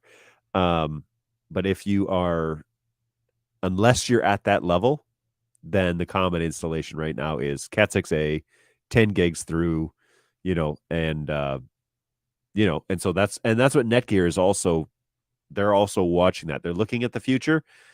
They're keeping in mind of like the economical things, but they're right in the middle where they're making these like AV switches for the mass market and the majority of where the money is going to be. So keep that all in mind. Thank you. Roberto or Richard again, how does the NDI discovery server affect the network traffic? Does it avoid having to use multicast? Ooh, we're going to talk about discovery server. Yeah. Can you, Roberto, handle the MDNS, and then we'll talk a little bit about multicast after that? Yeah. Yay, MDNS. So, here we go. From the mouth natively, of the designer. NDI use MDNS. Is exactly, in our plan was to make NDI working very easily, exactly like when you want to print a document with your network printer. You discover your printer and you print a document. We did exactly the same with NDI. That's a really bad analogy because everybody knows that in the IT world, the troubleshooting printers is like the bane of IT existence. So, but anyways. But there are situations where MDNS, for example, is not welcome by the security people in your network. This is a typical example. Or maybe, you have 100 of NDI transmitter and receiver in the network and MDNS becomes low. So we developed this a very small application, Discovery Server, and this application exists for almost any operative system, for Linux, Windows, Mac OS. And at this point, if you set up the Discovery Server in your NDI equipment, then they stop transmit MDNS and they are sending their information to the Discovery Server. And this is, there are different advantages using the Discovery Server. The discovery and registration is faster. You can have a Discovery Server working across different subnets. So one Discovery Server can be used to discover NDI source in different subnet. And you can use Discovery Server to avoid, for example, the combination between Discovery Server and NIC selection. With this technique, you avoid NDI, for example, to use the Dante network. And I hand over to you, Richard, about multicast. Yeah, I think MDNS is a great way for easy discovery, and I fully agree with what Roberto said. I think it's one of the foundations for the huge success of NDI because it makes it easy. The same what Apple did when they used MDNS to build Bonjour, right? Which means any Apple device can find any Apple device like that. Now, we have a business case with a large high school here in the Netherlands, actually, that fully runs on Apple, where there was one network and all the Apple devices say every few seconds, I'm here, I'm here, I'm here. It got very noisy. So they had to separate that, and then you enter what Roberto was describing. Well, then you need to work across VLANs because you separate classrooms on different VLANs, different protocols on different VLANs. It becomes very messy. Now, having Discovery Server, I think, is a great solution for that because Roberto says it works across VLANs. Now, when you do multicast, which means one device can send to multiple receiving devices, but not all of them, you typically do that on one VLAN. And that's the way we at Netgear handle this as a layer 2 protocol on the VLAN. We don't go over all the VLANs with this because, it defies the purpose, right? Then it would get messy again and noisy. So when you design a network to do this, I think Roberto gave the perfect tip using Discovery Server if you have NDI devices over different VLANs. Our advice on top of that is, if you don't have to, don't do this, right? It gets messy, it gets noisy. You need to start thinking about inter-VLAN routing, maybe PIM routing. You don't want that headache. That's only if you have a very large enterprise or a university campus, you would need to fall into that trap. Don't do this to yourself. It's very hurtful and painful. He just called it a trap. and there will be tears. So let us help you by doing it on one VLAN Weeping and with gnashing. NDI, multiple VLANs if necessary. Oh, Keep that's Dante great. away from it. There will be I tears. think that will be the quickest way to success. We need to put Okay, that another on our networking question here, Discovery please. Probably server for Roberto. Will NDI be introducing video. test tools to Just see in say, real hey, time how the but system is just so you performing? know, you'll cry by the time this is over. I'm not sure I understood the question. Can you Of course. repeat? Yep. Yes.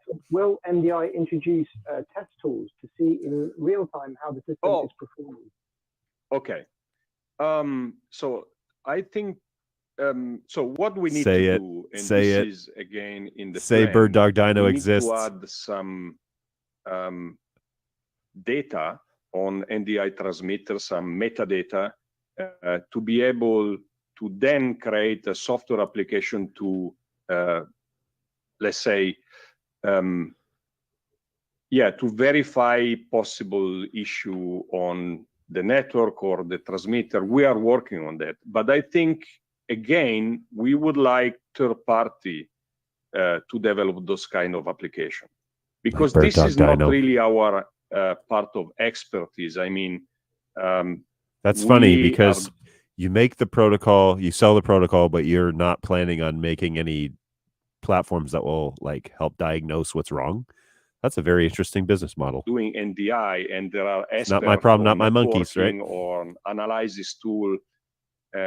And this is the reason why we are improving our SDK, to give the opportunity to third party to develop more tools around NDI. But we definitely want to do it. Yeah, I think on the side, we can say the reason why people want this tool is, do they just want to stare at something that shows everything is good, right? A whole bunch of green dots. No. You want to use it when there's something wrong. And when there's something wrong, you can say, okay, we have a trouble with some NDI performance on a certain segment of the network. Well, then the next question is, the whole network. just when you go to the doctor, you don't ask, how do I get this illness? No, how do I get rid of this illness? So very quickly, you need to go one level down. And that's where we come in. I think, and Roberto worded already perfectly, NDI takes care of the video, right? The underlying Netgear network should take care of the performance. So if there's something with that, don't call Roberto, call me, right? And we'll solve that issue. And then we have the tools built in our AV over IP switches, the M4250, which is really the best fit for NDI. I just There's actually heard that a way the you can Netgear export wants a to take file all that NDI shows you networking per port questions. what's going in and what's going out. And with that, and we have done thousands and thousands of these analyses, we're very capable of immediately pinpointing what the problem is, right? It's usually an uplink port that is not performing, or a transceiver that's not doing well, or maybe a broken cable. It's usually small issues that are easy to solve once you know on the network level where the problem is. So don't blame Roberto. It's not his fault. Okay, Roberto. Okay, a couple of PTZ specific questions now before we wrap up. Mads, with the UE160, when using moire reduction, is there a recommended minimum distance between the subject and an LED wall? Good question. Ooh, That's a very good question. You could say, or you could argue, that if you place the talent further away from the background, or the LED wall in this case, you could blur the background using the zoom and the focus to create this shallow depth of field. But another issue would then be, okay, I need to show the background in my broadcast because I have some graphics there, or I have an underlying video or something. So you can't get anything, everything in one. So you need to test out the best position of the camera in order to see how it reacts. Actually, I was in Finland a couple of weeks ago doing a test where they had this whole floor of LEDs. So actually showing very spread out LEDs with a video, and also we had a screen on the back showing videos as well. So I was placing the UE160 in different lengths from the scene to see where it would grab up the moire and show it, and I tested it against the UE150. So some of the results is that if you are in a certain position, you would see both round moires and square moires. But on the UE160, you would only see the square moires, meaning that you won't notice it that much because you're kind of just seeing the structure of the LED wall. So one could argue that you would just need to test out what you want to see. And if you are building a studio. Okay.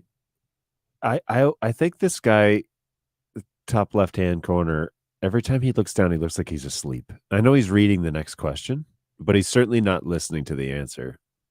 Where the viewer is meant to see the background all the time. Now I can't unsee it. You would need to go with an LED wall where the pixels or maybe his screen is low, much denser. And his camera's if up, you're just you know, using and so the wall he's to doing create this some number, colors or like some watching the answer maybe, but it looks like he's asleep. On the talent. So you really need to test it out to see the difference. And that answer is more true than you think it is. You need to test it out. You need to test it out and see if this is even going to work. Because if you put a bright, shining light behind you, it's probably going to put you in the shadows because it's going to try and adjust to that level of lumens. And so if you're going to set it up, like this screens on stage thing is not necessarily new, but these LED walls that do like these crazy levels of lumens, yeah, you need to test it out. That's the correct answer from anyone in sales or support. You really need to test this before you go live and play with everything. Try and see what options you have, because the camera is assuming you have a light source, a headlight, a fill light, and that it's a traditional lighting situation. I had a customer from a church that was giving me a hard time because the cameras don't look like I thought they were going to look like. And he had them on full auto, and he was zooming way out and then way all the way in. And of course, the lenses darkened the zoomed in shot, and it had a lot of light on the back end. And so it was it wasn't adjusting like he thought it should. He was thinking he was buying broadcast cameras that will be automatic for him. Whereas he wasn't really interested in adjusting exposure and white balance and doing a lot of customization that comes with this sort of excuse me, this level of lens sophistication. And so I was having this conversation with him, and I was trying to provide some training, and he just was like, these cameras are way more than I want. And it was an interesting realization. I think we both had this, yeah, maybe you purchase something way above the level in which you are prepared to use it, which is a tough realization. But anyways, because if you have seen a broadcast where they use an LED wall in the background, you can easily see the pixels. You can almost count them. So the question is, do you want to be able to count the pixels, or do you want it to be blurred out, or do you want to just see what's going on in the background and then choose the right LED screen for that instead of chasing another camera, basically? Great answer. Thank you very much, Mads. I think that's all we have time for today. Obviously, I have so many questions coming. There's a lot of interest here. So if we didn't answer any of your questions and you would like to get in touch with us, please join us on Facebook or LinkedIn or on our website, ndi.tv. And also, please, if you haven't already, subscribe to our YouTube channel where you can find lots more information and helpful videos. Thank you very much, gentlemen.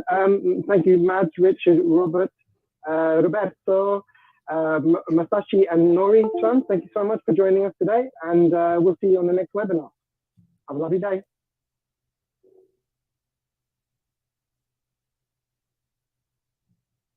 all right. Well, that was interesting. Okay, so yeah, we've had let me close some of this out here. Hang on, because I've got office hours just started on YouTube, the autoplay. Okay. All right. Well, that was interesting. A lot of I was actually, I didn't know about doing that with Panasonic being the showcased item.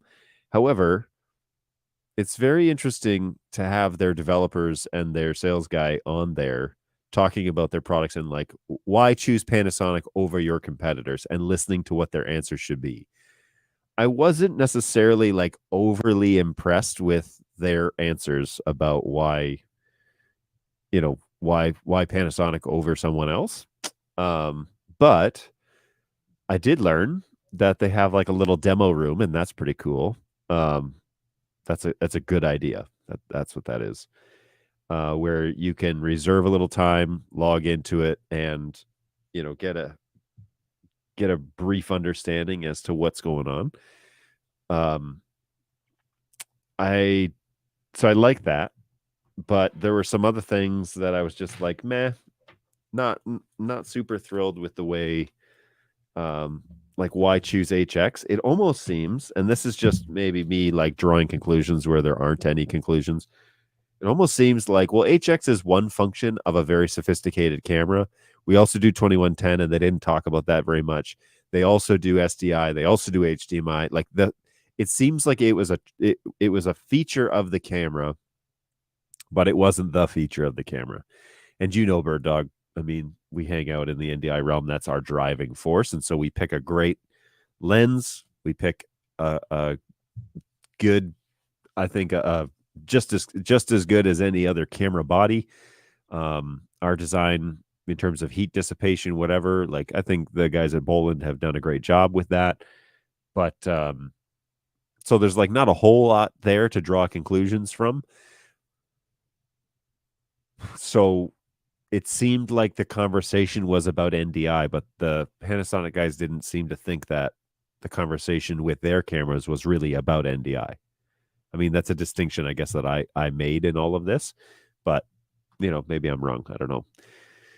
Let me jump over to the comment section because you guys have been chatting while we've been watching this, and I didn't bring a lot of the chat into this, but we can kind of go through. Thanks for bearing with me during the audio issues. The presentation secrets of Steve Jobs should be required reading for good slides. Yeah, I didn't like the slides. They could have done a whole lot more with that, but it was just square pictures and black and white text on a white background, and that was actually Roberto's slides were nice, but it seemed like maybe a new text marketing department had put that together. So, but anyways, there's a little bit, even just like font choices and stuff. Yeah. Yeah, and that dude did not know that it was going to go back to him after Netgear was done talking. So, or after was it Roberto? Yeah, Roberto was done talking. So that was hilarious, and many of you agreed with me. I had a good chuckle on that, so that was great. So since Quad runs FPGA, does that mean that alpha channel support is now possible? Because we really need to add to the list of work to add to the Quad. Yeah, let's baby steps with Quad. All right, let's go one step at a time, because good golly. So yeah, Panasonic promotion on Bird Dog John's live show. Yeah, again, that was the piece where I was like, do I want to do this? But then kind of happy. I mean, it's always, you don't want to live in a bubble where you don't know what your competitors are up to, right? And so it's good for us to talk about what other people are up to. They have features we don't have, and we have features they don't have. That's okay. We can sit down and have civil discord about that, and that's all good. But yeah, I did like taking that 4K sensor and doing like the cropping stuff. That is an interesting idea. That seems like a fun little party trick. So anyways, again, we don't need to add more to what the engineers are up to, but if we had like just oodles of time, that's an official term, then yeah, that'd be fun. So now all we need is that Netgear money, and my bingo card is a winner. Data video 4K cropping. It's novel, but I'd rather have multiple cameras. Ooh. I mean, you certainly have a lot more flexibility when you have multiple cameras, but if you have a budget restriction, having the area of interest, AOI, is a nice little feature. I mean, it's a party trick, but it's a 1080 image on a 4K sensor, which is what a lot of people are doing with the 4K sensors these days. So, yeah, I'm still hoping that Bird Dog Core will be able to get a return NDI feed. I don't know anything about that, so I can't speak to that yet. This I'm excited about. That was when Netgear started talking about his just Netgear started talking. So I love that vintage clip art. Yeah, that stuttering looks like video through PowerPoint. It definitely was, which, to put nicely, is a bad idea. I would agree with that. Yeah, that chart that they showed TCP and UDP and about those multiple, tests that they were doing, it was a little confusing. but I got it. I understood. It was actually helpful. The interesting about that list is we have found out that asymmetrical flow control is actually helps with, I mean, in the current firmware iteration, actually helps with the NDI5 stuff. And so that's an interesting discovery. But you did see that asymmetrical was in the good category. And the symmetrical was in the like, needs more work. So there you go. If you want to talk more about that, we can talk about that. It's very interesting about flow control working better or worse for UDP versus TCP. And it was better for TCP, if I recall, and worse for UDP. It said like bad. So yeah, there you go. 10 tips. Use a Netgear switch. Well, he is a Netgear guy, so you can't blame him for not having. But those 10 items, there wasn't much on there. Actually, there wasn't anything on there that I thought was a red flag as like that's marketing. No, they were all real deals, especially like number 10, which was use quality transceivers. Yeah, that's way more common than you think. Matter of fact, use quality transceivers, like not this one. This is one of those stupid RJ45 transceivers. Garbage. Don't use those. Garbage. If you really want to know what I feel about this, they're garbage. Seriously, don't use them. That dude's audio is terrible. Agreed. And it cleaned up a little bit, but it stopped dropping like packets because you could hear it breaking.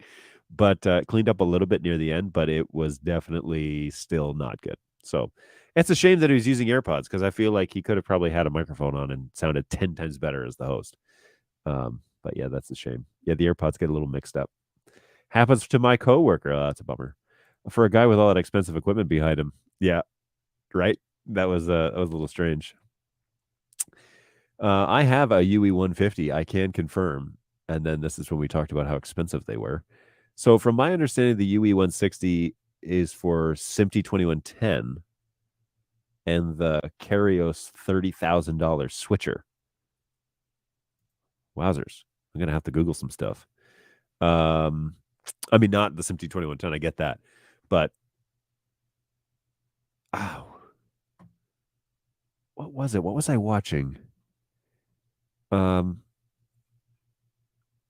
wasn't watching. I was participating. On Tuesday, we talked about the reason why NDI came out swinging and saying this protocol is so easy to use on your network. You don't need to like have a giant network. It just works. The reason why they said that was because they were comparing themselves to SMPTE 2110. SMPTE 2110 requires like 10 gigabit backbones and some very sophisticated networking and expensive equipment. And it's good quality, but guess what? It costs a ton to get off the ground. And so NDI came out and said, and fair enough, they came out and said, you don't need all that. This just works on regular networking equipment. What they failed to say was, but not the crappy stuff that you buy at the big box store. Don't buy that.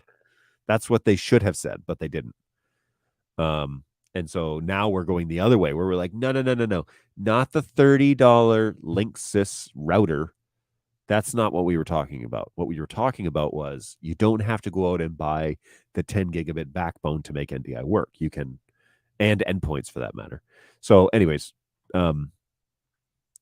that was Tuesday. If you missed Tuesday's show, I had a roundtable that looked a lot like that, actually, except my audio was better. Well, except for that one time I opened Scan Converter and it screwed with my audio. Anyways, NDI HX only when a bandwidth constrained link like Wi-Fi. And I've actually heard of HX being used over Wi-Fi, but I agree with Netgear point to point. If you're going to if you need the distance jump without the Ethernet cable, then point to point is the way to go. And the reason I think point to point is the way to go and steer clear of Wi-Fi, even in an HX scenario, is because point to point is on a different band than Wi-Fi, and you can go a lot further than Wi-Fi will ever be able to do in probably my lifetime. Point to point, like I've used some of those like Ubiquiti satellites and stuff that you tune them, you have to do it right, but you can easily go across a few miles and get a gigabit throughput. It's pretty slick. I had the pleasure And it was a pleasure. It took a while to figure it out because I wasn't necessarily like Unified trained. I was just reading those little crappy user manuals they have. And we had a fiber line get cut between two buildings at the university I was working at, the college at the time. And we set up two point-to-points satellites that cost us like, I don't know, I think it was like $1,500 by the time it was all said and done. I set those up and I was getting faster speeds through the point-to-point than I was over the multi-mode fiber that we previously had run. So yeah, I mean, there's solutions out there that will give you that. But again, you're talking about live video, right? So every thing you do that, those satellites back in the day could do 1 gig throughput, like they were 1.25 or something like that. I haven't looked at them recently, full disclosure. And I wasn't doing NDI over that network, but I was doing VoIP and I was doing the student network Wi-Fi and I was doing, the employee network and whatever. So, and it withstood some rainstorms, windstorms, snowstorms, a whole bunch of stuff. And it worked the whole time I was there. Now Balu, he's probably not on this show anymore. I don't know if he's still sticking around, but Balu was there after I was. He was there when I was there, but also after. So he may be able to tell me if that system ever crapped out while he was there. But anyways, $10,000. Yeah, that's for the 150. That wasn't the 160. And this 160 evidently is really good compared to the 150. So what's the price? Not having access to NDI-HX devices, I'd be inclined to at least try it to keep my bandwidth ceiling low, even in a wired environment. Can BirdDog Dino suss out some of this stuffs that they're talking about to try and diagnose? So this is when I saw this comment. I echoed Dino little bit, but not really. I mean, Dino, first of all, is really designed for BirdDog infrastructures, but Dino will tell you if your computer or your network is having issues. It basically makes the assumption that the BirdDog device is functioning correctly. And, at support, we help people that actually have real dysfunctional BirdDog devices, typically when they drop them or do firmware updates incorrectly or something like that. But for the most part, the majority of our gear that we've sold is functioning correctly in the field, and we're trying to diagnose networks or NIC cards on computers. And so it's pretty limited in what it will show, unfortunately. Like, it's basically making a graphic of the of NDI analysis is what it's doing. It's showing you the data in graph form that NDI analysis shows us. And so that only tells you, though, that there's something wrong. And then you can make adjustments. And I've done this actually in my office. You can make adjustments, like you can change out the NIC card for something else. I don't recommend these for NDI, by the way, but you can change it out, see if that makes a difference. And if it does, then you've got an issue locally on your computer. You can swap out a switch or plug your computer into a different switch and see if your performance changes. And if it does, you've got an issue on the network somewhere, or the computer for that matter.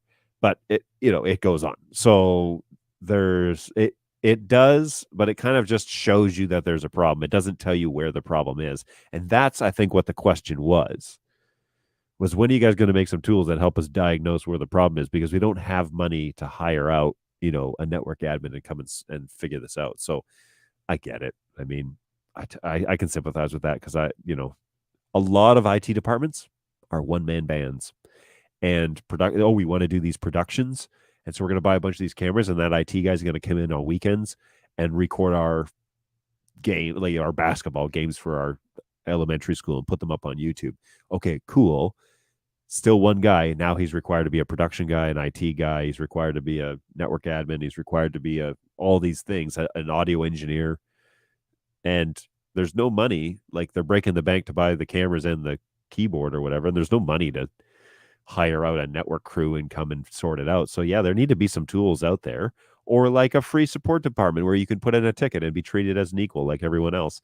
And maybe this is the moment to just put this up here for a few minutes. So if you need some help with your BirdDog gear, my boys are some of the best in the industry. Oh, and we hired a girl. So my people are some of the best in the industry now, and they'll get back to you. I promise.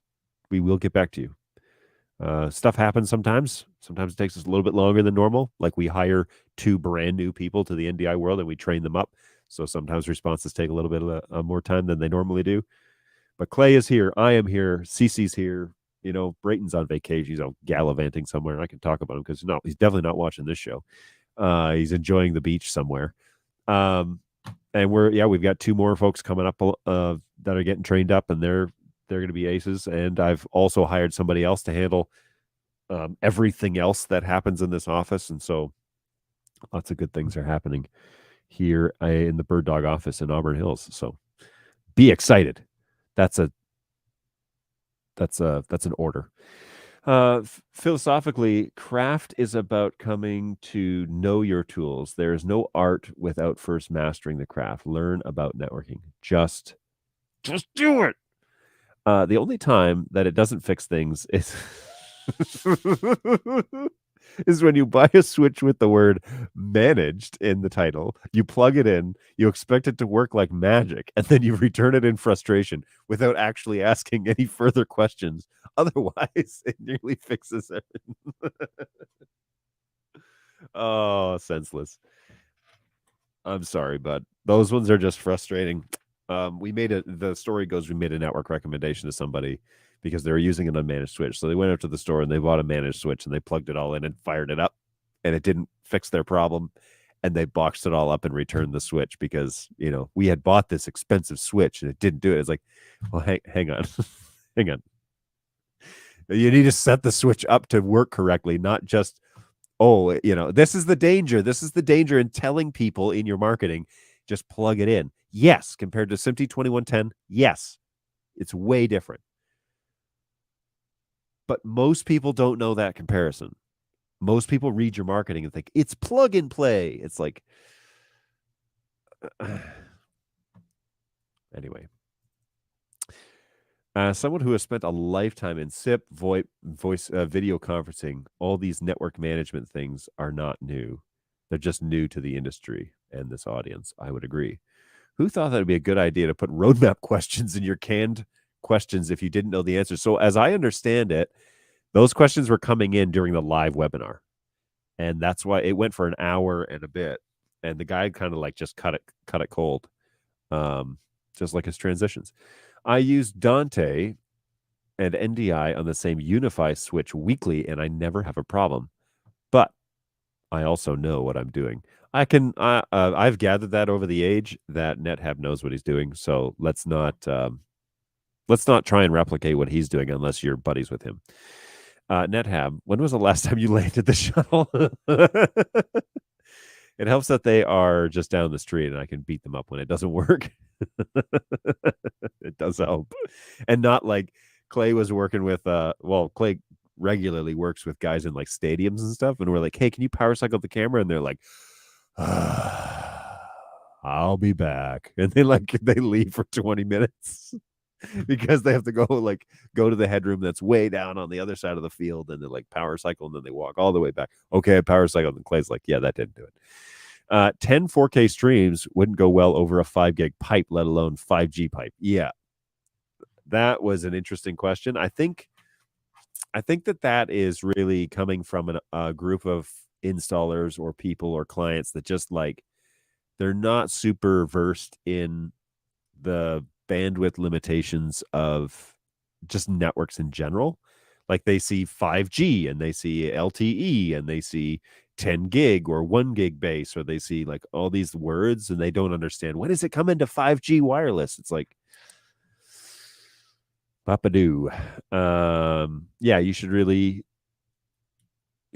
learn about the network capacity of those phrases before you use them, because what we're doing, it wouldn't make sense for me to talk about full NDI on 5G. Like realistically, it wouldn't in like a real production environment. You could do it as a test, sure. But that's why we came up with Bird Dog Cloud. That's why the engineers did. I didn't. I had nothing to do with the development of that product, and it is slick. Have you used Cloud 3? Oh my word. If you're using Cloud 2 and you're not using a Dante license, you go over and use Cloud 3 because it's so cool. It's so much better. And all credit to my buddy Jan and his developers over there in Norway, because he's like the brains and the backbone of that whole operation. Yeah, hands down. It's like such a great leap forward. And I was on the call with him the other day, and I was like, "Hey, man, like, I feel like we just launched Cloud 2." And he's like, "No, I was like almost 2 years ago." And I was like, "It's been 2 years since Cloud 2 came out? Oh my word." And then I've been here for almost 4. So yeah, time keeps on going, man. And I get more and more gray hair as time goes along. So you can't really see it because of the blue light, and I don't mind that at all. It's called scripted television. I actually think that was live, and they were like rolling that, because, and you saw when they're like, "Now for a question, the Panasonic guys," and then it was like, oh, it was the output on the camera. Is that NDI? And they're all like, it's really for SMPTE 2110. And I was like, oh, that one wasn't. They weren't ready for that one for sure. This entire webinar is unbranded. It seems odd that we don't know who represents who. Yeah, sorry. So NDI, Netgear, NDI, Panasonic on the bottom. H.264 in general doesn't do 4K well. Almost all Panasonic products switch to HEVC for 4K. Oh, interesting. I didn't know that. Thanks, NetHab. That's very helpful. I'm going to file that away. Reasons why you buy bird dogs. With how much pre-recorded content was in here, I'm surprised that they didn't add lower thirds. Again, I don't know if anything is pre-recorded. I think that was live. I think that was them. It was promoted as an NDI live conversation between Panasonic, Netgear, and NDI. And there are no visual cues of who's who. I would agree. For all that Dante gear in this dude's headshot, his audio is terrible. It improved, but again, that's AirPods for you. I mean, I have been in calls where AirPods are like really good. And I've seen podcasts, video podcasts and stuff where AirPods is the primary microphone. And look, I used crappier audio microphones for a long time on this show. So it's been 3 years that I've been doing this, and I think audio is king, and I think a lot of people agree with me on that. And so that's why I personally went out to increase your listening pleasure and purchase this microphone, the RE20. And she is a beaut. The RE20.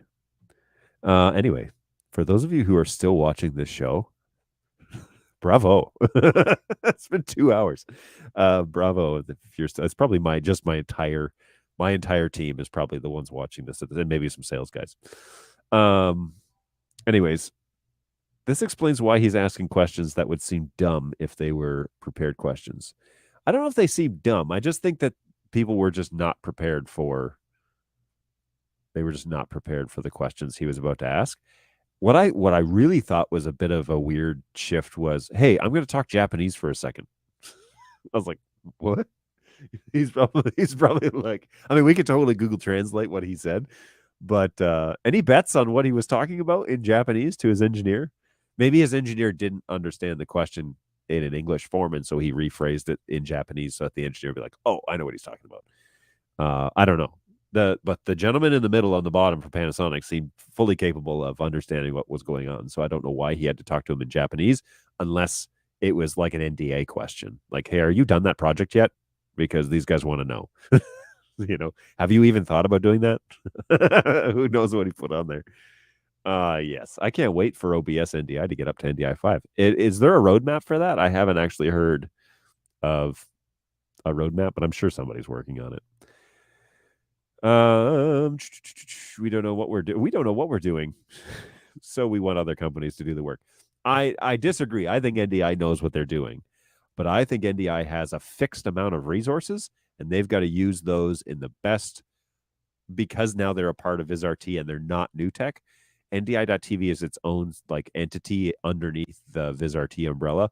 And I think they've been given a fixed amount of resources and told execute, and make money, so we don't like push NDI off into the distance. So they're doing what they need to do to generate interest, money, make the protocol way better, make it more accessible. That's why you heard Roberto say we actually want to enable these tools for other people to develop those sorts of things. I think that's exactly what's going on. And look, you got to make money. You can't just do things that are like pro bono all the time. And for the first 2.5 years, NDI was developing as much as they possibly can. They came out with their own cameras. They integrated into TriCaster. They were like trying to make it accessible, but they're trying to like make it profitable. And now that NDI is commonly talked about, just watch non-NDI shows, watch Global Office Hours. They talk about NDI like once a week. So it's a thing. It's a part of production. Like NDI is a standard. And you know what I don't hear? 2110. I don't hear that talked about at all. I don't hear about that at all. And maybe that's just me living in a bubble over here, but I really don't hear people being like, "Oh, I'd love to do 2110." I don't think those conversations are happening. And it's also interesting then to watch Panasonic react, like the developers, whatever. Like they make cameras, that's what they do, but they add these other features in line as well. And so when it's NDI focused, they're not NDI focused. They're camera focused, not NDI feature focused. Whereas what we do is NDI full. I mean, we choose a camera, we choose a great lens, we choose a bunch of things, but like NDI is the game for BirdDog. And granted, it may not be the only thing BirdDog does. I don't know what the roadmap for BirdDog looks like. I'm not a part of those dev meetings as to like here's the future, where we think we'll go into these directions. But like the BirdDog P200 is the camera when you talk about BirdDog cameras, but when you talk about NDI, it's like there. If not first, maybe second. And I don't know who you'd put ahead of it. I don't know. I mean, you can't ask a manufacturer whose camera is better than them, but like go and survey some people and be like, if you were going to buy an NDI a camera today for NDI functionality, which one would you buy? I think more than half of people would say the BirdDog P200. And if the P240 is what the team like, they had it at IBC and they had it, I think, at Zoomtopia. And Jake, whose opinion, by the way, about cameras, I trust to a level of like without question, because he's been in the market, the camera market, and not just BirdDog market for a very long time. Jake has said the 240 image is unbelievable compared to the 200, which like I love the 200. This is a 200. I love that picture. I think it looks amazing. But if Jake says it's better than the 200, then I'm very interested in that, in finding out more. I actually haven't seen the 240 yet in terms of like had one where I can play with it and put it in my studio and see how it compares. But anyways, he looks like this was the NDI.TV guy. It looks like he's got somebody in his ear telling him, please nod now. It was a little bit strange. Like I mentioned in the show, in the webinar, he was like kind of listening, but I think he was doing this and reading the next question, like reading through the questions. And it would have benefited him to have somebody doing that for him, because then he could have been a lot more engaged with his guests and not just focused on what his guests were, not just focused on like the function of the webinar, but actually being engaged with his panel. So if I get to a place where I'm always distracted when I'm interviewing somebody, I'm going to hold you all accountable to keep me accountable. That's garbage. Don't let me get away with that. It's garbage, I tell you. That's bad interviews. That's not what I want to do on this show. Our LED wall runs at 10% brightness. So that was an interesting comment that that Buddy had made about that, because he had said, I put the 160 up against an LED wall and you could like count the pixels. And he's like, really, you need to ask yourself, what do you want your LED wall to look like on camera? And I fully agree with him on that, actually. Like, that is a distinction. That's something you're going to have to decide. If you're going to put an LED wall on camera. And just give me a quick second here. I'm just going to adjust. Oh, the autofocus worked. Okay. That is a question that you have to answer if you have LED walls on your stage and you have cameras that are then doing live or stream or iMag or something like that. You're going to have to decide what you want that to look like on camera and make a decision about that, and then adjust your cameras accordingly. Be curious how the well, I'll be curious to know how our cameras do with LED walls, to be honest with you.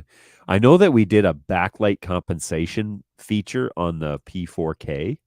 I would love to see that in real world. I have a gig coming up. Anyway, whatevs. Well, more on that later. Let's keep going here. Great chat, by the way, guys. Thanks for being so active today. This has been really great. To most of the problems in the AV world are solved with testing, and then comes more testing. So that goes back to my comment about, yes, don't just run into a gig and plug everything in and expect it to work perfectly. You need to test.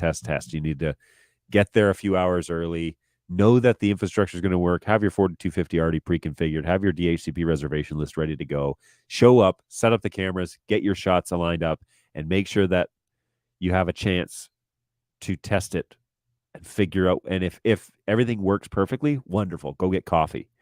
But if something comes up, which it always does, then you have time to actually deal with it, and you're not going onto Facebook and saying, well, I had a problem, but Bird Dog, nobody was there to answer my call, and blaming us for your emergency.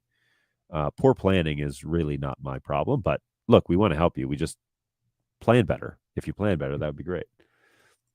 Nathan says, I do have a question. Does Bird Dog have a sales rep to show off Bird Dog products? And does Bird Dog work with a company to integrate Bird Dog products to work with their systems? And if not, does that company need to find a third party to fulfill that purpose? Good question, Nathan. The answer to that, sorry, I'm getting to your question so late. That was like 30 minutes ago. Yes, we do have sales reps. hello@birddog.tv. Here, let me do you one better. These guys over at this channel, hello@birddog.tv. This is our pre-sales team in the US, but also around the world. So we got a guy in Europe. We got a guy in South America. We got a guy over in APAC. We've got somebody in France. We've got somebody in the UK specifically, and the Nordics specifically. So like those are their people. Those are who they're selling to.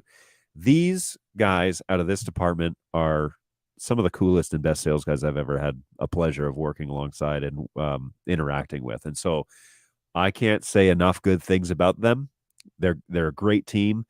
They're interested in getting the proper solution for you and talking reality, not talking pipe dreams. Okay. So they're not going to sell you a bunch of features that don't exist. They're going to tell you what you can do today with Bird Dog stuff. And yeah, they're great. This team is awesome. So get in touch with them first. If you're here in the US, with a name like Nathan, it could be anything, I guess. But if you're here in the US, there are a handful of distributors and guys that I could point you directly towards if you want to talk about integrating with other systems. Absolutely. But yes, there are some options there when it comes to getting yourself kind of off the ground before the sale happens. You kind of map it out a little bit. Also, don't forget that Netgear email address, which I have right here for your reference. proavdesign.netgear at netgear.com. These guys also, I've worked with them in a couple of instances. A plus service. They want to help you with your network, especially your Netgear stuff. So reach out to them. Quality dudes. All right. And I've had only good experiences emailing that channel, and I got the answers I was looking for from my questions very relatively quickly. Like, within a few days, I was having a good conversation. Then I did the thing every ticketing agent hates and added more questions to my queries, and they were able to handle it handsomely. So that ProAV email is definitely worth checking out.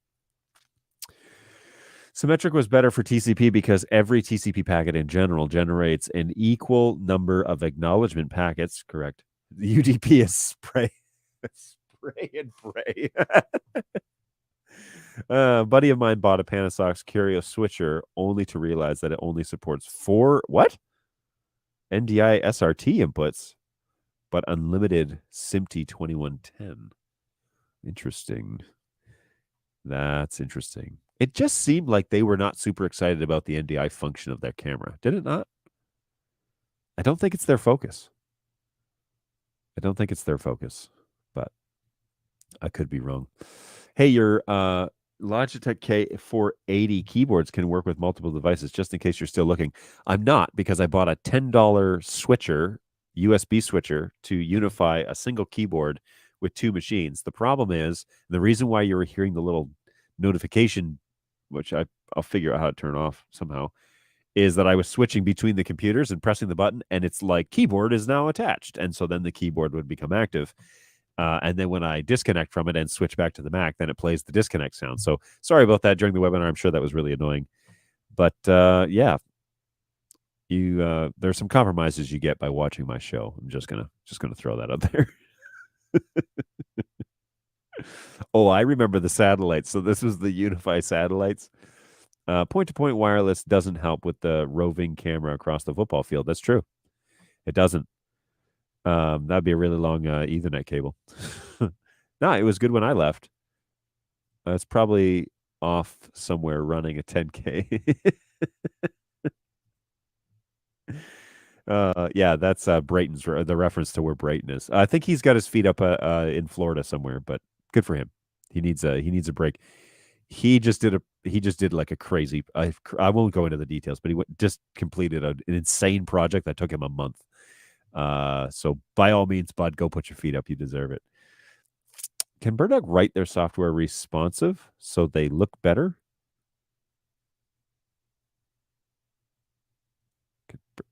So BirdDog looks better? I'm assuming that you're saying you want cam control to use sockets so that it's more responsive than it currently is. I don't know. I don't know if that's possible. I know that we worked really hard on the way that the cameras spoke to the things that were listening to the settings. We've done a lot in terms of how the web UI reflects that. Like if you'd make a change, for example, in cam control, does it show up on the web UI without refreshing the page? So that would be a use case of sockets needing to be used. And I don't know what they've done, but anyways, 5G wireless, how to lose a lot of money fast. Time keeps on slipping into the future. Oh, great. Now I'm going to have a song stuck in my head while we finish up the show. I'll have that BirdDog play tomorrow. Do I need to do a firmware update before I play with it? No, it should come with the latest installed. But if it doesn't, let me know. Reach out to us at help@birddog.tv. We'll give you a hand. It should have 107 or 108 installed on it. That's the latest. That 108 was the one that we had at the factory when they started shipping. So that should be the one that's on there. So here's something. But yeah, there is no firmware update. There's nothing posted on the website yet because it's not there yet. So it should be on the latest and the only one we have, which is 108. So the hardest part is I'm scratching my brain at what NDI even is and how I have to try and explain that to the people that call me the IT guy. I'm not an IT guy. Welcome to the one-man band show. I have been there many times in my life. And, at churches I've gone to, at schools I've gone to, at IT departments I've belonged to. Yeah, you're learning new stuff all the time, right? And you're the expert when really you know full well that you're not the expert, or you don't feel like the expert. So I feel your pain a little bit there, Nathan. If I were to explain it in a nutshell with BirdDog NDI, I would say NDI is a protocol that we can use to turn video into network data or ones and zeros and send that across that network and get it out the other side as fast as possible. And BirdDog specializes in full NDI, so it requires high bandwidth, but it's low latency. And NDI HX is high latency, but low bandwidth. And so if you don't have a great network, HX is a good way to at least get the video over there. The problem is it's going to be way out of sync with what's actually happening in front of the camera. So, you trade off certain things. But the beautiful thing is the if you go with the bird dog option, my iPad's about to die. Just that, which is totally fine. It can die. But if you go with the bird dog flavor, then it you have high bandwidth requirements, but you get the lowest latency, and you can run your productions in wherever the network is. And so it's a sweet versatility. It allows you to be a one-man band in many capacities, because I can run 5 cameras all at once, and I can call presets and move them around. It takes a while to get used to and set it up, but once you know, then you can do a multiple camera production all by yourself. Like, there's nobody producing this show. Eventually someone might need to. But there's nobody producing the show but me right now. And when I start having people in and interviewing them in person and doing that sort of stuff, then for sure we'll maybe go to that platform. But for now, yeah, it's a one-man band. I set up the network all by myself. Everything network based is my design in this office. You know, and it works really well. So spent a lot of time working on this show recently, making it something worth watching. I hope you guys feel like it's been worth your time. GoWeb is there and still here. That's good. I'm glad you stuck around, GoWeb. You're like going into the night over there, aren't you? So bravo. 2.5 hours into a show. Responsive is a web methodology that changes the screen when the size changes. Oh, I'm sorry, Mr. Tom. So we've done some of that, where with cam control in particular, where you can size the screen down. If it's full screen, I think you get all 3 or 4 cameras. I think it's 4 cameras full screen. But if you make it any other responsive size, it changes to 3, and then it goes down to 2. That was a recent development and scaling. So we have an issue, for example, with some of our legacy software. When you put it on a 4K screen, it looks like really jacked up. And so, yeah, that, like, a lot of the development was made under the assumption you're going to run 1080p screens. And that's probably not a great assumption anymore now that 4K is everywhere. But and it's not even really required. You know, so 4K is not required for most applications. But now that it is readily available and it's out there, we probably should look into that. I do know that BirdDog is considering heavily going to service-based software and not executable software. So you could run a service, launch it on a web UI, access the programs that you want. I don't know where they are in that conversation about making that a reality.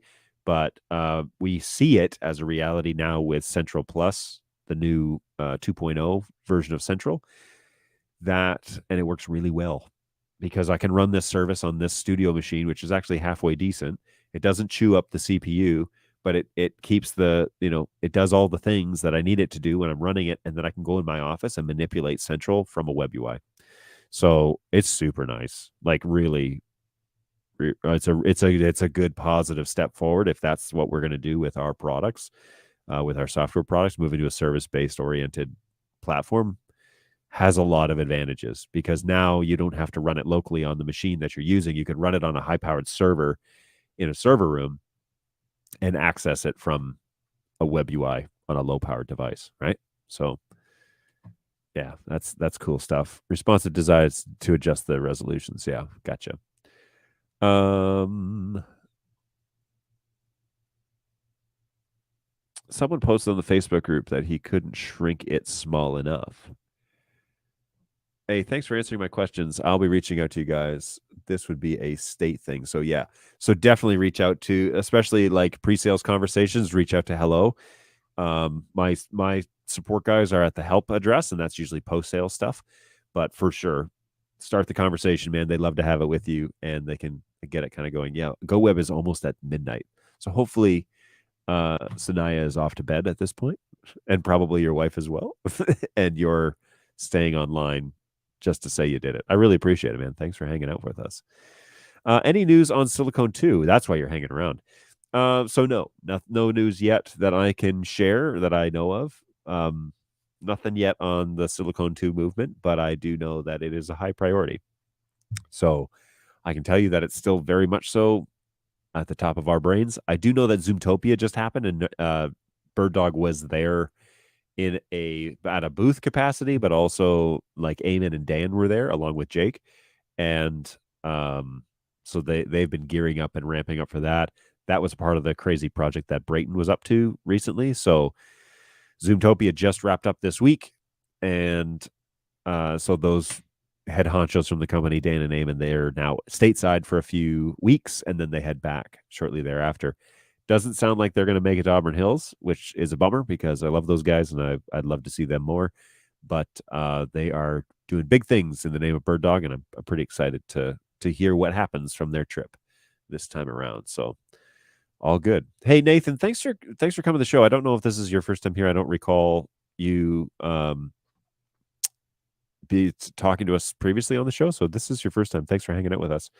I really appreciate that. And if you are new, this goes for anybody. If you're new to the show, you just stumble upon us, head over to birddogjohn.tv and hit subscribe on that YouTube channel. That's where we do everything out of this support office. It at least goes there. So if I do a special, if we do something on this channel, something else, if I do support videos, it goes there for sure. It also goes on to various other places. But if you want to know the content from this show, from this studio, from this microphone, it's all going to show up on birddogjohn.tv. So that's where you can subscribe there. You can also look up the Bird Dog TV YouTube page. It's the green Bird Dog logo, and that's all of our marketing gear and all of our promotional stuff. All of that goes on there. So if you want to subscribe to them, also a good place to subscribe. So what is it? Hit the like and notification bell or whatever. Yeah, if you like this sort of stuff, help us hit that like button on YouTube. That would help me out greatly too. We're trying to just grow the channel so that we can do some stuff with YouTube. Now they've introduced hashtags, and so I've applied for one of those. But birddogjohn.tv, brought to you by a guy that I haven't seen in a while, Beep Chirp.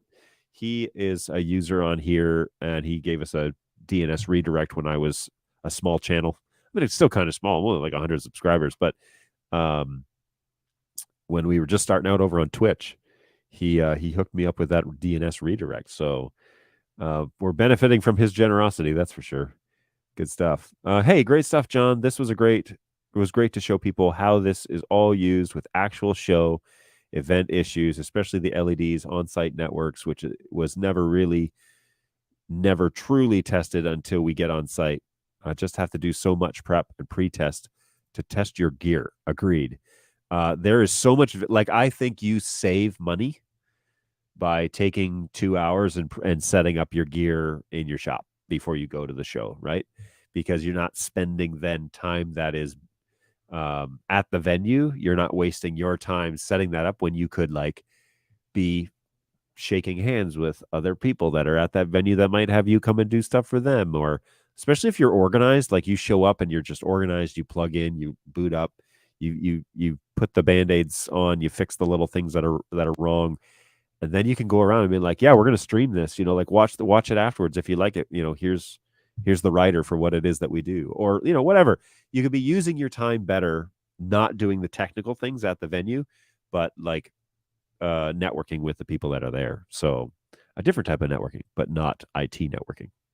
So yeah, you could, it would pay in space. Something that surprised me about Tuesday's show was Glenn said something like, the Netgear switch has saved millions of dollars in stuff because they're not troubleshooting when they get to the venue. They're not spending a lot of time trying to figure out what's going on. They're not, like he was listing off these ways that the Netgear 4250 AV switch has saved well beyond the value of the switch, has saved the day and saved money and saved all sorts of things, that are money wasters. And a lot of times we don't think about that, right? Like we think about like, oh, I can do this on the cheap and get away with it and make some money and maximize my profits. But it's like, yeah, but if you invest in good quality equipment, like an RE20 microphone, for example, if you invest in good quality equipment, it elevates lots of things. And yes, it saves you your time, but it like makes you more credible, and it gives you like, I don't know, it's just a better overall experience, and that stuff has monetary and non-monetary value. It's worth considering. So hey, can you do a multicast settings demo next time? I can certainly show you my multicast setup, but literally on the 4250, it's the it's the NDI 5 profile, which is already pre-configured for multicast, and then turning your cameras to multicast. That's literally the setup for Bird Dog. So yeah. Yeah, need a screenshot feature.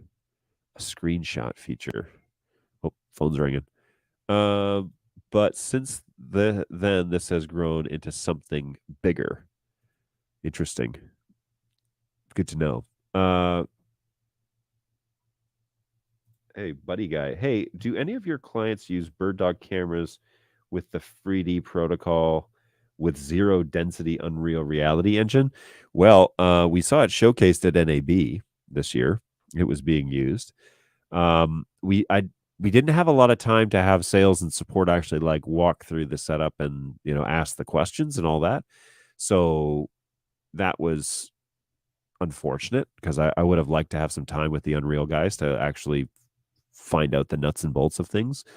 And the 3D function is listed as a beta feature. And so there's not like training, or there's not like, it's there to be used and tested, but it's not, I wouldn't say that it's like production ready, I guess. So it's just why we leave the beta label on that feature on the camera. So it's not like officially baked in, but it is there available if people want to play around with it. So I don't necessarily know of clients that are using the 3D stuff in their regular show, but I don't have exposure to that like the sales guys would. And so if you're looking for use cases, you might want to head over to hello@birddog.tv and find out if that's if they have any use cases over there where people are using that function. They would probably know better than I would, well, if they know of one person, they know better than me, because I don't know anybody that's using it in a live production scenario. But Jake and CJ might know, or Ian might know somebody that's using 3D in that capacity. So, all right. I actually made it to the end of the comments section, which is unbelievable because that was a really long show. This is probably going down as one of the longest shows that I've done in the past 2 years. I mean, I used to do a 3-hour show and just talk about products and be available, but I would also like sit there and answer tickets and like just wait for people to ask me questions. This was long ago when I was doing this show out of my house in my office at home, but you are very welcome, buddy guy. But this probably goes down as one of the longest shows I've done of recent, easily within the past 2 years. So since we came to this office, it's almost been 2 years since we moved in here. We moved here in January of 2020. So wait, that's not right. Yeah, is that right? It's 2022, so that would have been January 2021. Right. Okay. I always feel conflicted when doing a show because some clients like seeing a lot of equipment and cables because it justifies all the money that they spent, and others admire how everything can be done with a single tiny box. It's true. I mean, it would be better to have like slick. Me personally, I think value comes in being organized and ready to go and confidence in what you're doing, and like there's a lot of value in that. It's like, yes, we are, we're not the cheapest, but you didn't hire me to be the cheapest. You hired me to get great quality. And so the quality comes from I've established this workflow over years. I've been a part of communities that enable me to do better at my job and all that. And so, it's a good, I think that there's more value than maybe is initially perceived, because it's like, where's all your gear? It's like, actually, we've got it to a place where we have this down to maximize, best quality, minimal equipment. And I don't know, I think that goes a long way, being organized, having very, few cable runs, all of that. There's value in all of that stuff. So good stuff. But I do understand that conflict. Hey, thanks for being here. You are very welcome, Go Web. It's probably time for bed, man. You've stayed for the whole long haul, and so I appreciate that. And I'm going to wrap it up because it's 1:30 in the afternoon, and it's after 1:30 in the afternoon. But thanks for hanging out. That was fun. It was fun to watch the little webinar. And I think next week I'm going to try and talk to Jake and have him on the show. I was going to do that today, but I'm kind of happy that fell through because this would have been a longer show than 3 hours. So good stuff there. But I probably need to go back and make sure that these guys are functional out there. So all good. thank you so much for sticking around. There's still a handful of you in the chat, and so that is really cool to see. Hopefully you have found this conversation beneficial. It is Thursday afternoon, and so yeah, have a great weekend. It's going to get chilly here in Michigan in the next few days.